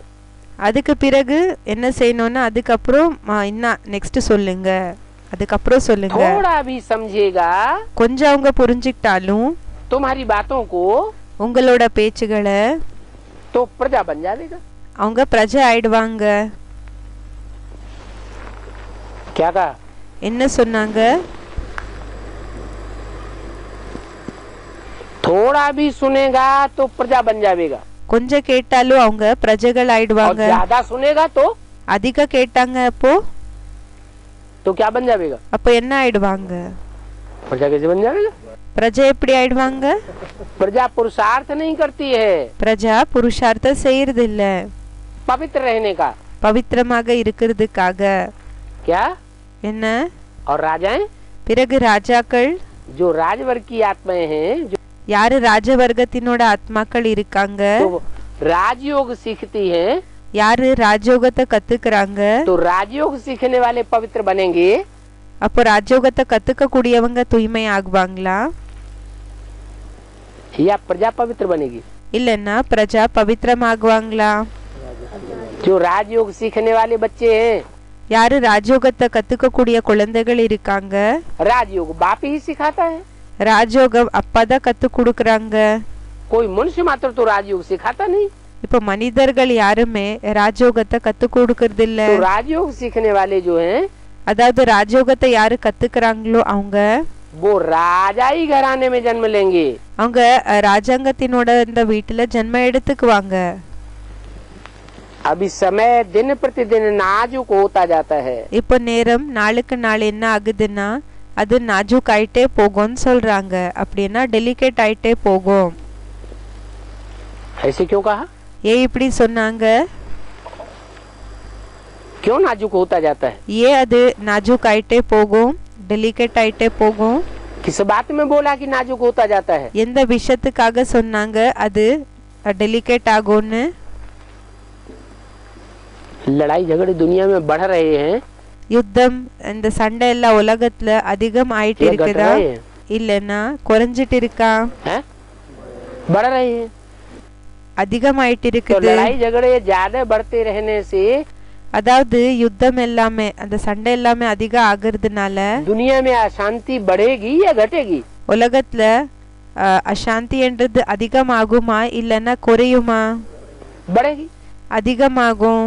तो लगातार जब अशांति बढ़ती रहेगी இப்போ தொடர்ந்து அசாந்தி என்றது அதிகரிச்சுக்கிட்டே இருந்ததுன்னா और खुदान खास्ता பிறகு பை சான்ஸ் भारतवर्ष में खास करके சப்போஸ் பாரத்ல விசேஷமாக जैसे अभी अकाल घोषित हो गया, எப்படி இப்போ பஞ்சம் என்றது கோஷணை ஆயிடுச்சு बहुत जिलों में நிறைய டிஸ்ட்ரிக்ட்ஸ்ல और सारे भारत में कहीं अकाल घोषित हो गया 4-8 साल में। பிறகு 8-10 வருஷங்களுக்குள்ள ஃபுல் பாரத்லயே பஞ்சம் என்றது அனௌன்ஸ் ஆயிடுச்சு, கோஷணை பண்ணிட்டாங்கன்னா तो मारा मारी हो जाएगी। அப்போ அடிதடி ஆயிடும்னு சொல்றாங்க. और मारा मारी जब हो जाएगी எப்போ அடிதடி ஆகுமோ तो चारों तरफ अशांति होगी। அப்படின்னு அடிக்கிறது கொலை செய்யறதெல்லாம் செய்வாங்க இல்லையா, அப்போ என்ன ஆகும், எப்போ பரவுமோ அப்போ நாலா பக்கம் அசாந்தி பரவிடும். उस अशांति के वातावरण में அந்த அமைதி இல்லாத வாतावरणத்துல कोई बैठ करके ज्ञान सुन सकेगा? அந்த நேரத்துல உட்கார்ந்து யாராவது ஞானத்தை கேட்க முடியுமா? है? हम लोगों को खाने के लिए रोटी नहीं मिलेगी, ஜனங்களுக்கு சாப்பிடுறதுக்காக சப்பாத்தி கிடைக்கிறது இல்ல, पीने के लिए पानी नहीं मिलेगा, கிடைக்காது, குடிக்கிறதுக்காக தண்ணி கிடைக்காது, पहनने के लिए कपड़े नहीं मिलेंगे, போட்டுக்கிறதுக்காக ஆடைகள் கிடைக்காது. मारा मारी लड़ाई झगड़े की वजह से இந்த அடிதடி இந்த சண்டை இதெல்லாம் ஏற்படுறதுனால जैसे हिंदुस्तान पाकिस्तान की मारा मारी हुई थी ना 47 में, எப்படி ஹிந்துஸ்தான் பாகிஸ்தானுக்கு நடுவுல அடிதடி நடந்தது இல்லையா, கொலை எல்லாம் ஆச்சு இல்லையா 47ல. तो मकान मिले थे रहने के लिए, அப்போ இருக்கிறதுக்காக வீடு கிடைச்சிருந்ததா, है? கிடைச்சதா? कितने दर बदर हो गए, எவ்வளோ வீட்டு இல்லாம அனாதைகள் ஆயிட்டாங்க.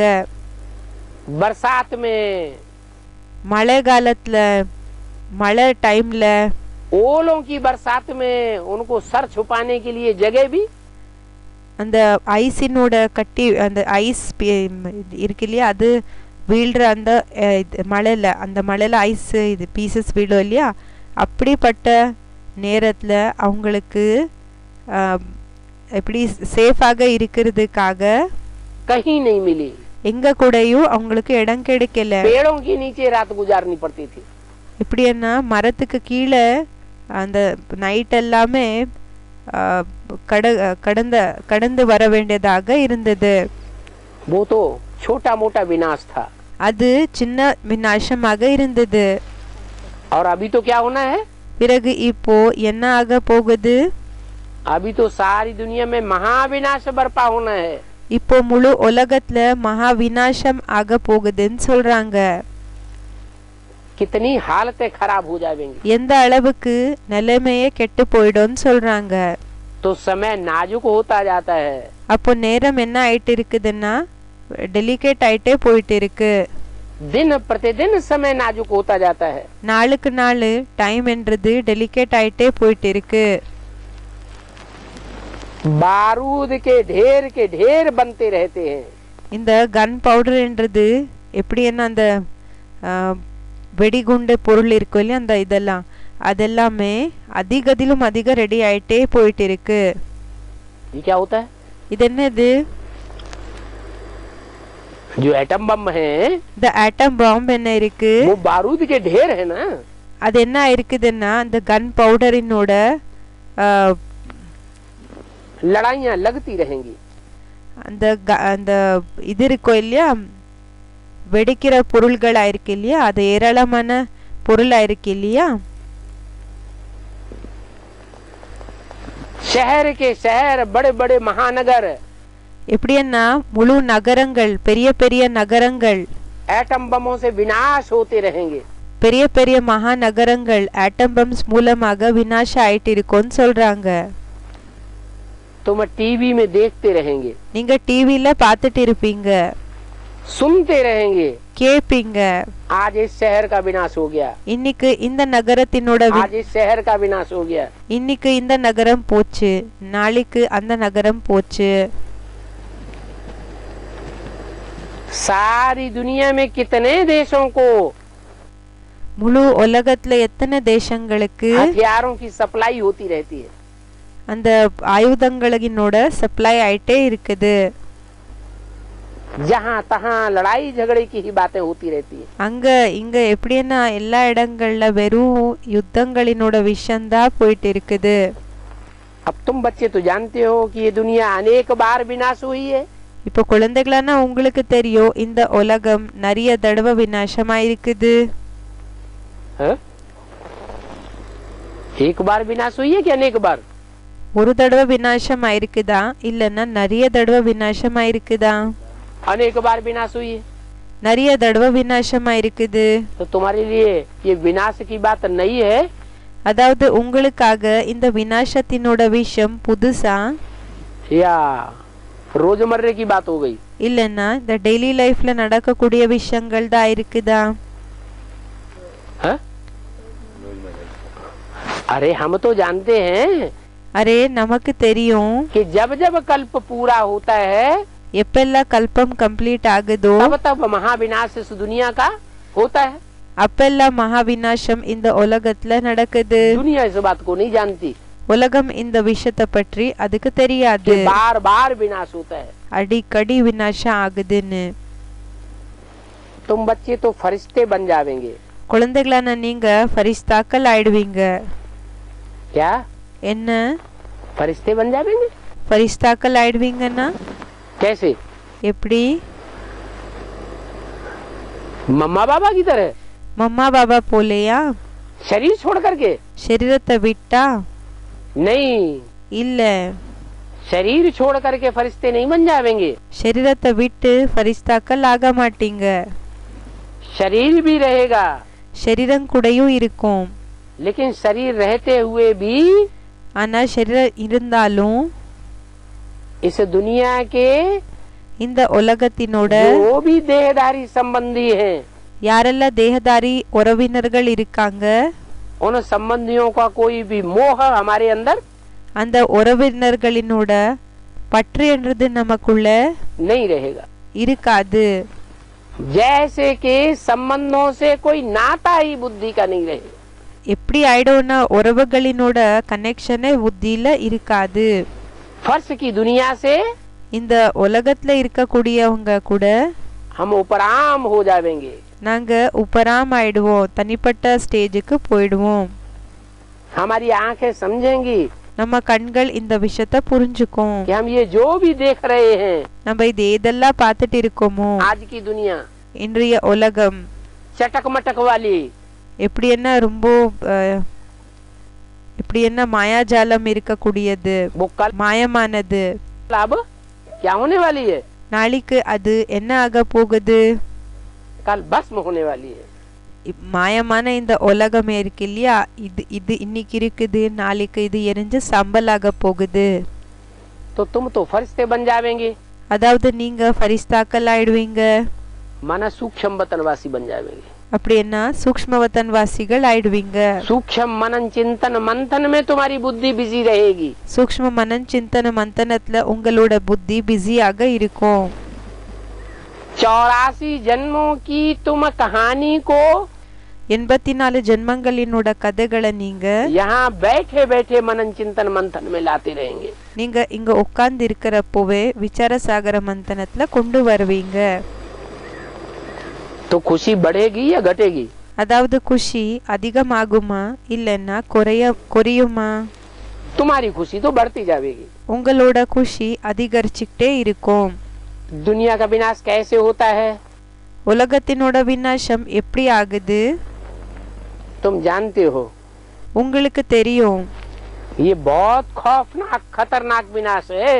இது ரொம்ப பயங்கரமான எப்படி என்ன दुनिया में जो பயங்கரமான விநாசமா இருக்குது. अभी तक विनाश हुए हैं பாபா சொல்றாங்க உலகத்துல இப்ப வரைக்கும் என்ன விநாசம் ஆயிருந்ததோ वो तो बहुत छोटे छोटे तबक्के में हुए हैं। அது எப்படி என்ன அது கொஞ்ச லெவல்ல தான் ஏற்பட்டிருக்குது.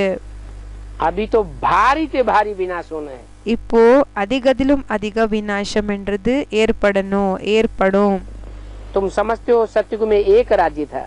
நீங்க இந்த விஷயத்தை புரிஞ்சுக்கிறீங்க. சத்யுகத்துல ஒரு ராஜ்யம் இருந்தது. और वो एक राज्य एक धर्म, பிறகு அந்த ஒரு ராஜ்யம் ஒரு தர்மம் एक कुल एक भाषा की स्थापना फिर से होनी है. ஒரு குலம் ஒரு மொழியினோட ஸ்தாபனை மறுபடியும் ஆகணும். और तुमको सत्युग की दुनिया में पदवी ऊंच पाना है. பிறகு உங்களுக்கு சத்யுகி உலகத்துல பதவி கூடயும் உயர்ந்தது அடையணும். तो बाप कहते हैं அதாவது அப்பா சொல்றாங்க, ऊंच पद पाने के लिए உயர்ந்த பதவியை அடையிறதுக்காக, और पाप भस्म करने के लिए பிறகு பாவத்தை எரிச்சு சாம்பல் ஆக்கிக்கிறதுக்காக तुम मुझे याद करते रहो. நீங்க என்ன நினைவு பண்ணிட்டு இருங்க. जो आत्मा जितनी जल्दी अपने 63 जन्मों के पाप कर्मों को भस्म कर लेगी, எந்த ஆத்மா எந்த அளவுக்கு சீக்கிரமாக தன்னோட 63 ஜன்மங்களினோட பாவ செயல்களை எரிச்சு சாம்பல் ஆக்கிக்குவாங்களோ उतना ही ऊंची कुर्सी को प्राप्त कर लेगी. அந்த அளவுக்கு என்னன்னா உயர்ந்த சீட்டை அடையும். जैसे எப்படி என்ன कुर्सी दौड़ होती है, அந்த மியூசிக்கல் சேர் இருக்கும் இல்லையா, कुर्सियां रखी हुई हैं खाली, அந்த காலியான சேர்ஸை வச்சிருப்பாங்க. चारों तरफ दौड़ रहे हैं. நாலா பக்கத்துல இருந்து அந்த என்ன செய்வாங்கன்னா அந்த இந்த சேர்ஸை செட் பண்ணிருப்பாங்க. அது என்ன செய்வாங்கன்னா ஓடுவாங்க, அங்க அப்படின்னா சுத்துவாங்க. அத दौड़ते दौड़ते सीटी बजी. இப்போ அவங்க ஓடுவாங்க, அதுக்கு சர்க்கிள்ல ஓடுவாங்க. எப்போ அந்த அந்த இது சீட்டி அடிப்பாங்களோ, விசில் அடிப்பாங்களோ, जिसने कुर्सी ले ली, அந்த நேரத்துல யாருக்கு எந்த சீட்டு கிடைக்குதோ तो जैसे उसको पद मिल गया. அது எப்படின்னா அது அவங்களுக்கு அந்த பதவி கிடைக்கிற போல ஆயிடுச்சு. अब जो बाद में रह गए, பிறகு யார் அப்படியே மிஞ்சமாக இருந்துட்டாங்களோ हो गए, அவங்க அவுட் ஆயிட்டாங்க. तो ऐसे ही அதே மாதிரி தான் दौड़ने वाले ஓடக்கூடியவங்க कितने होंगे? எத்தனை பேரு कितने दौड़ने वाले? எத்தனை பேரு ஓடக்கூடியவங்க? 4.5 लाख 4 லட்சம் प्रैक्टिकल में. பிராக்டிக்கல்ல. और पहली दौड़ होती है तो कुर्सी एक, பிறகு ஃபர்ஸ்ட் எப்போ ரன்னிங் இருக்கும் இல்ல, அப்போ சீட்டு ஒரே சீட்டு தான், या 2, ஒன்னு இல்லைன்னா 2 தான். और सीटी बजी, பிறகு விசில் அடிச்சாங்க. कोई तो 2 बैठेंगे, யாராவது 2 பேர் உட்காருவாங்க இல்லையா, जो बैठ गए सो बैठ गए. யார் உட்காந்துட்டாங்களோ அவ்வளவுதான், அவங்களுக்கு அது கிடைச்சிடுது. फिर दोबारा दौड़ शुरू होती है. மறுபடியும் என்னன்னா செகண்ட் டைம் அந்த ரன்னிங்ன்றது ஓடுறதுன்றது ஸ்டார்ட் ஆகுது. कुर्सी रखी गई 3, இந்த சீட்டு 3 சீட்டு வச்சிருக்காங்க. त्रिमूर्ति है ना, त्रिमूर्ति தானே. सीटी बजी और जिन्होंने पहले 3 कुर्सियों पर बैठ गए, இந்த விசில அடிச்சாங்க. அப்ப யாரு ஃபர்ஸ்ட் 3 சீட்ல உட்கார்ந்துட்டாங்களோ उनकी पवार, அவங்களுக்கு அப்படின்னா அவங்களுக்கு அது கிடைக்கிற புல ஆயிடுச்சு, அவங்களுக்கு வெற்றி கிடைச்சது. फिर तीसरी बार दौड़ हुई.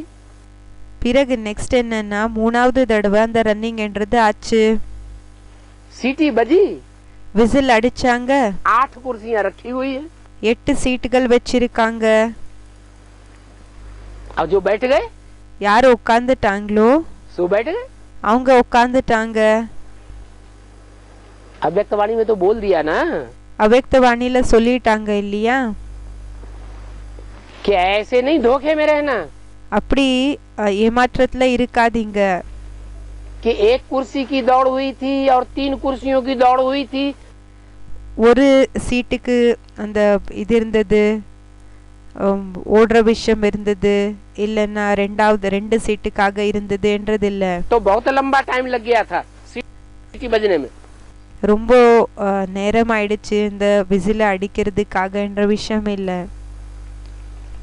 ये 8 कुर्सियों की दौड़ में लंबा टाइम இந்த 8 சீட்டுகளினோட 8 சேர்ஸ் இருக்கு இல்லையா, இதுக்காக ரொம்ப அதிக டைம் नहीं लगेगा, ஏற்படாது. जितना लंबा टाइम पहले लग गया। எவ்வளோ நீண்ட காலம் ஃபர்ஸ்ட்டுக்காக ஏற்பட்டதோ அந்த அளவுக்கு டைம் ஏற்படாது. अभी जल्दी से सीटी बजेगी, இப்போ சீக்கிரமாக விசில அடிக்கப்படும். तो बैठने वाले बैठते हैं, இப்போ உட்காரக்கூடியவங்க உட்கார்ந்துடுறாங்க, रह जाने वाले रह जाते हैं। 108 की அப்படியே இருக்கக்கூடியவங்க இருந்துடுறாங்க. 108 ஆத்மாக்களோட वो भी कुर्सी दौड़ होनी है। 108 ஆத்மாக்கள் இருக்காங்க இல்லையா, அவங்களது கூடயும் அந்த மியூசிக்கல் சேர்ன்றது அவங்களது கூடயும் ஏற்பட வேண்டியதாக இருக்குது.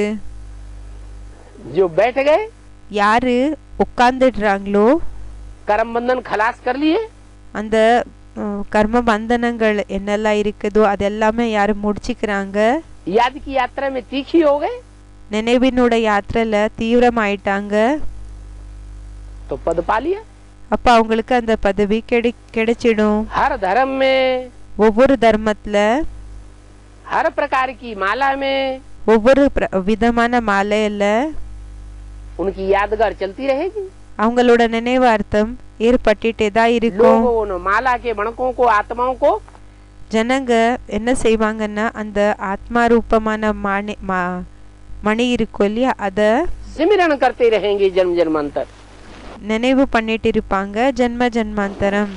और अभी भी दुनिया की नजरों में बहुत ऊंचे बनने वाले हैं। பிறகு இப்ப கூடய உலகத்தினோட பார்வையில ரொம்ப உயர்ந்தவங்க ஆக போகிறாங்க. नाटक होता है, நாடகம் இருக்கும், एक्टर्स होते हैं, ஆக்டர்ஸ் இருப்பாங்க रंगमंच पर। நாடக மேடை மேல. तो कोई गधे का पार्ट बजाता है, இப்போ ஒருத்தர் கழுதையினோட பாட்டை செய்யறாங்க, कोई हीरो हीरोइन का पार्ट बजाते हैं, சிலரு ஹீரோயினோட பாட்டை செய்யறாங்க. लेकिन सबकी नजर किसके ऊपर रहती है? ஆனா எல்லாரோட பார்வை எந்த பக்கம் இருக்கும்? है हीरो हीरोइन के ऊपर। ஹீரோ ஹீரோயின் மேலதான் இருக்கும். तो ऐसे ही அதே மாதிரி தான் ये 9 लाख सितारे हैं। இங்க 9 லட்சம் நட்சத்திரங்கள் இருக்காங்க. उन 9 लाख सितारों में அந்த 9 லட்சம் நட்சத்திரங்கள்ல 4 लाख सितारे तो तुम हो। 4 லட்சம் நட்சத்திரங்கள் நீங்க இருக்கீங்க. जो हीरो पार्टधारी बनते हो, யாரு ஹீரோ பாட்தாரிகள் ஆகுறீங்க? जो संगम युग में अपने अस्तित्व को யாரு சங்கம் யுகத்துல தன்னோட பர்சனாலிட்டிய सूर्य ज्ञान सूर्य के अस्तित्व में சூரியன் ஞான சூரியனோட பர்சனாலிட்டில मर्ज कर देते हो। மர்ஜ் பண்ணிக்கிறீங்க. अपने मान मर्तबे की चिंता தன்னோட பேரு புகழினோட கவலை नहीं करते हो। அதுக்காக கவலை படுறது இல்ல. तो तुम 4.5 लाख सितारों को बाप, அதாவது 4 லட்சம் நட்சத்திரங்களா இருக்கிற உங்களை कितना प्रत्यक्ष करेगा? அப்பா எந்த அளவுக்கு பிரத்யக்ஷம் செய்யறாங்க? तुम बाप को प्रत्यक्ष करने के लिए अपने को गुप्त कर देते हो। நீங்க அப்பாவை பிரத்யக்ஷம் செய்யறதுக்காக தன்னை குப்தம் படுத்திக்கிறீங்க. बाप फिर क्या करते हैं? அப்பா பிறகு என்ன செய்யறாங்க? बाप खुद गुप्त हो जाते हैं அப்பா சுயம் குப்தம் ஆயிடுறாங்க. और तुम बच्चों को दुनिया में பிறகு குழந்தைகளான உங்களை உலகத்துல प्रत्यक्ष कर देते हैं। பிரத்யக்ஷம் பண்ணிடுறாங்க. तो 4.5 लाख ये ऐसे सितारे हैं, அதாவது 4 லட்சம் நட்சத்திரங்கள் தான் அப்படிப்பட்ட நட்சத்திரங்களா இருக்காங்க. जिन सितारों में दुनिया बसी हुई है, எந்த நட்சத்திரங்கள்ல உலகம் அடங்கி இருக்கு. और जो दुनिया की आत्माएं उन सितारों में பிறகு உலகத்தினோட ஆத்மாக்கள் அந்த நட்சத்திரங்கள்ல बसी हुई है, वो आत्माएं उन सितारों को अपना हीरो मानेंगी। அடங்கி இருக்காங்களோ அந்த ஆத்மாக்கள் அந்த ஒரு நட்சத்திரத்தை தன்னோட ஹீரோவாக ஏத்துக்குவாங்க. 500 करोड़ की नजर 500 கோடினோட பார்வை कहाँ लगी हुई होगी? எங்க இருக்கும்? है कोई ऐसा स्थान होगा दुनिया में? அப்படிப்பட்ட இடம் ஏதாவது உலகத்துல இருக்குமா? जहाँ 500 करोड़ मनुष्य आत्माओं की नजर लगी हुई होगी। எங்க 500 கோடி ஆத்மாக்களோட பார்வை இருக்கும். वो साकार परम धाम, அந்த சாக்கார் பரந்தாமம் जो बोला परम धाम को तुम बच्चे सृष्टि पर उतार लेंगे। எதுக்காக சொல்லியிருக்காங்க? பரந்தாமத்தை குழந்தைகளான நீங்க இந்த சிருஷ்டிக்கு இறக்கிடுவீங்க. उस साकार परम धाम में அந்த சாக்காரி பரந்தாமத்துல वो 4.5 लाख सितारे அந்த 4 லட்சம் நட்சத்திரங்கள் तपस्या में बैठे हुए होंगे। தபஸ்யால உட்கார்ந்து இருப்பாங்க. और सारी दुनिया कितनी ऊंची नजरों से देखेगी। முழு உலகம் எந்த அளவுக்கு உயர்ந்த பார்வையால பாப்பாங்க? तो बोला அப்ப சொன்னாங்க, कि तुम बच्चे तो समझते हो குழந்தைகளான நீங்க இந்த விஷயத்தை புரிஞ்சுக்கிறீங்க. कि हमें तो ऊंच पद पाना ही पाना है। நமக்கு உயர்ந்த பதவி என்றது அடைஞ்சுதான் தீரணும். क्या என்ன? दुनिया की नजरों में जो 4.5 लाख हैं உலகத்தினோட பார்வையில யாரு 4 லட்சம் இருக்காங்க, वो भी ऊंचे माने जाएंगे। அவங்கள கூடயும் உயர்ந்தவங்கன்னு ஏத்துக்கப்படும். तुम तो जानते हो वो 4.5 लाख प्रजा पद वाले हैं। உங்களுக்கு தெரியும் அந்த 4 லட்சம் ஆத்மாக்கள் பிரஜா பதவியை அடையக்கூடியவங்க या राजपद वाले हैं। இல்லன்னா ராஜ பதவியை அடையக்கூடியவங்களா? है? वो 4.5 लाख होंगे, அந்த 4 லட்சம் யார் இருப்பாங்க? वो प्रजा वर्ग वाली की आत्माएं होंगी या राजपद वाले की आत्माएं होंगी? அவங்க பிரஜா வர்க்கத்தினோட ஆத்மாக்களா இல்லன்னா ராஜ பதவியினோட ஆத்மாக்களா? है? वो सब राजा होंगे। அவங்க எல்லாருமே ராஜாக்களாக இருப்பாங்களா? 4.5 लाख 4 லட்சம் है? 4.5 लाख 4 லட்சம் जो साकार शरीरधारी होंगे, तपस्या करने वाले, யாரு சாக்கார शरीरधारी இருப்பாங்களோ தபஸ்யா செய்யக்கூடியவங்க, उनमें 4.5 लाख प्रवेश होने वाली आत्माएं। அவங்களுக்குள்ள 4 லட்சம் ஆத்மாக்கள் பிரவேசம் செய்யக்கூடியவங்க. कितनी हुई? எத்தனை பேர் ஆனாங்க? 9 लाख सितारे। 9 லட்சம் நட்சத்திரங்கள். ये 9 लाख सितारे सतयुग में जाके जब जन्म लेंगे, இந்த 9 லட்சம் நட்சத்திரங்கள் எப்போ சத்யுகத்துல போய் ஜென்ம எடுத்துக்குவாங்களோ तो ऊंच पद पाने वाले होंगे அப்போ உயர்ந்த பதவியை அடையக்கூடியவங்களா இருப்பாங்களா? या प्रजा वर्ग होगा? இல்லன்னா பிரஜா வர்க்கமாக இருக்குமா? प्रजा वर्ग की होंगी। பிரஜா வர்க்கத்தினர்களாக இருப்பாங்க. राज परिवार की आत्माएं तो बहुत थोड़ी होती हैं। ராஜ பரிவாரத்தினோட ஆத்மாக்கள் ரொம்ப கம்மி இருப்பாங்க. उसमें भी राजा रानी तो मुख्य, அதுல கூடயும் ராஜா ராணி ஆயிருக்காங்க और முக்கியமானவங்க. बाकी सब होंगे राज्याधिकारी। மற்றபடி யாரெல்லாம் இருப்பாங்களோ அவங்க ராஜ்ய அதிகாரிகளாக இருப்பாங்க. अकेले राजा रानी थोड़ी सारा राज्य चलाते हैं। வெறும் ராஜா ராணி மட்டும்தான் முழு ராஜ்யத்தை நடத்துவாங்களா என்ன? चलाते हैं क्या? நடத்துவாங்களா? राज्य अधिकारी भी साथी होते हैं। ராஜ்ய அதிகாரிகள் கூடயும் துணையாளர்களாக இருப்பாங்க. तो वहाँ कहा जाता है यथा राजा அப்ப அங்க சொல்லப்படுகிறது எப்படி ராஜாவோ तथा प्रजा। அப்படியேதான் क्यों कहा பிரஜைகள். जाता है? ஏன் இப்படி சொல்லப்படுகிறது? ये पहले जन्म की बात है, संगम युग की, இது ஃபர்ஸ்ட் ஜென்மத்தினோட விஷயமா சங்கம் யுகத்தினோடது या सतयुग त्रेता द्वापर कलयुग की बात है? இல்லன்னா சத்யுக திரேதா துவாபர் கலியுகத்தினோட விஷயமா? यथा राजा तथा प्रजा எப்படி ராஜாவோ அப்படியே பிரஜைகள்ன்றது कहाँ की बात है? எந்த நேரத்தினோட விஷயமா இருக்கு? संगम युग का ये गायन है சங்கம் யுகத்தினோட மகிமா இருக்குது இது. कि यहाँ ऐसा राज्य स्थापन होगा இங்க அப்படிப்பட்ட ராஜ்யம் ஸ்தாபனை ஆகும் जहाँ प्रजा भी हीरो पाटधारी होगी। இங்க பிரஜைகள் கூட ஹீரோ பாட்தாரியாக இருப்பாங்க. ओम शांति। ஓம் சாந்தி.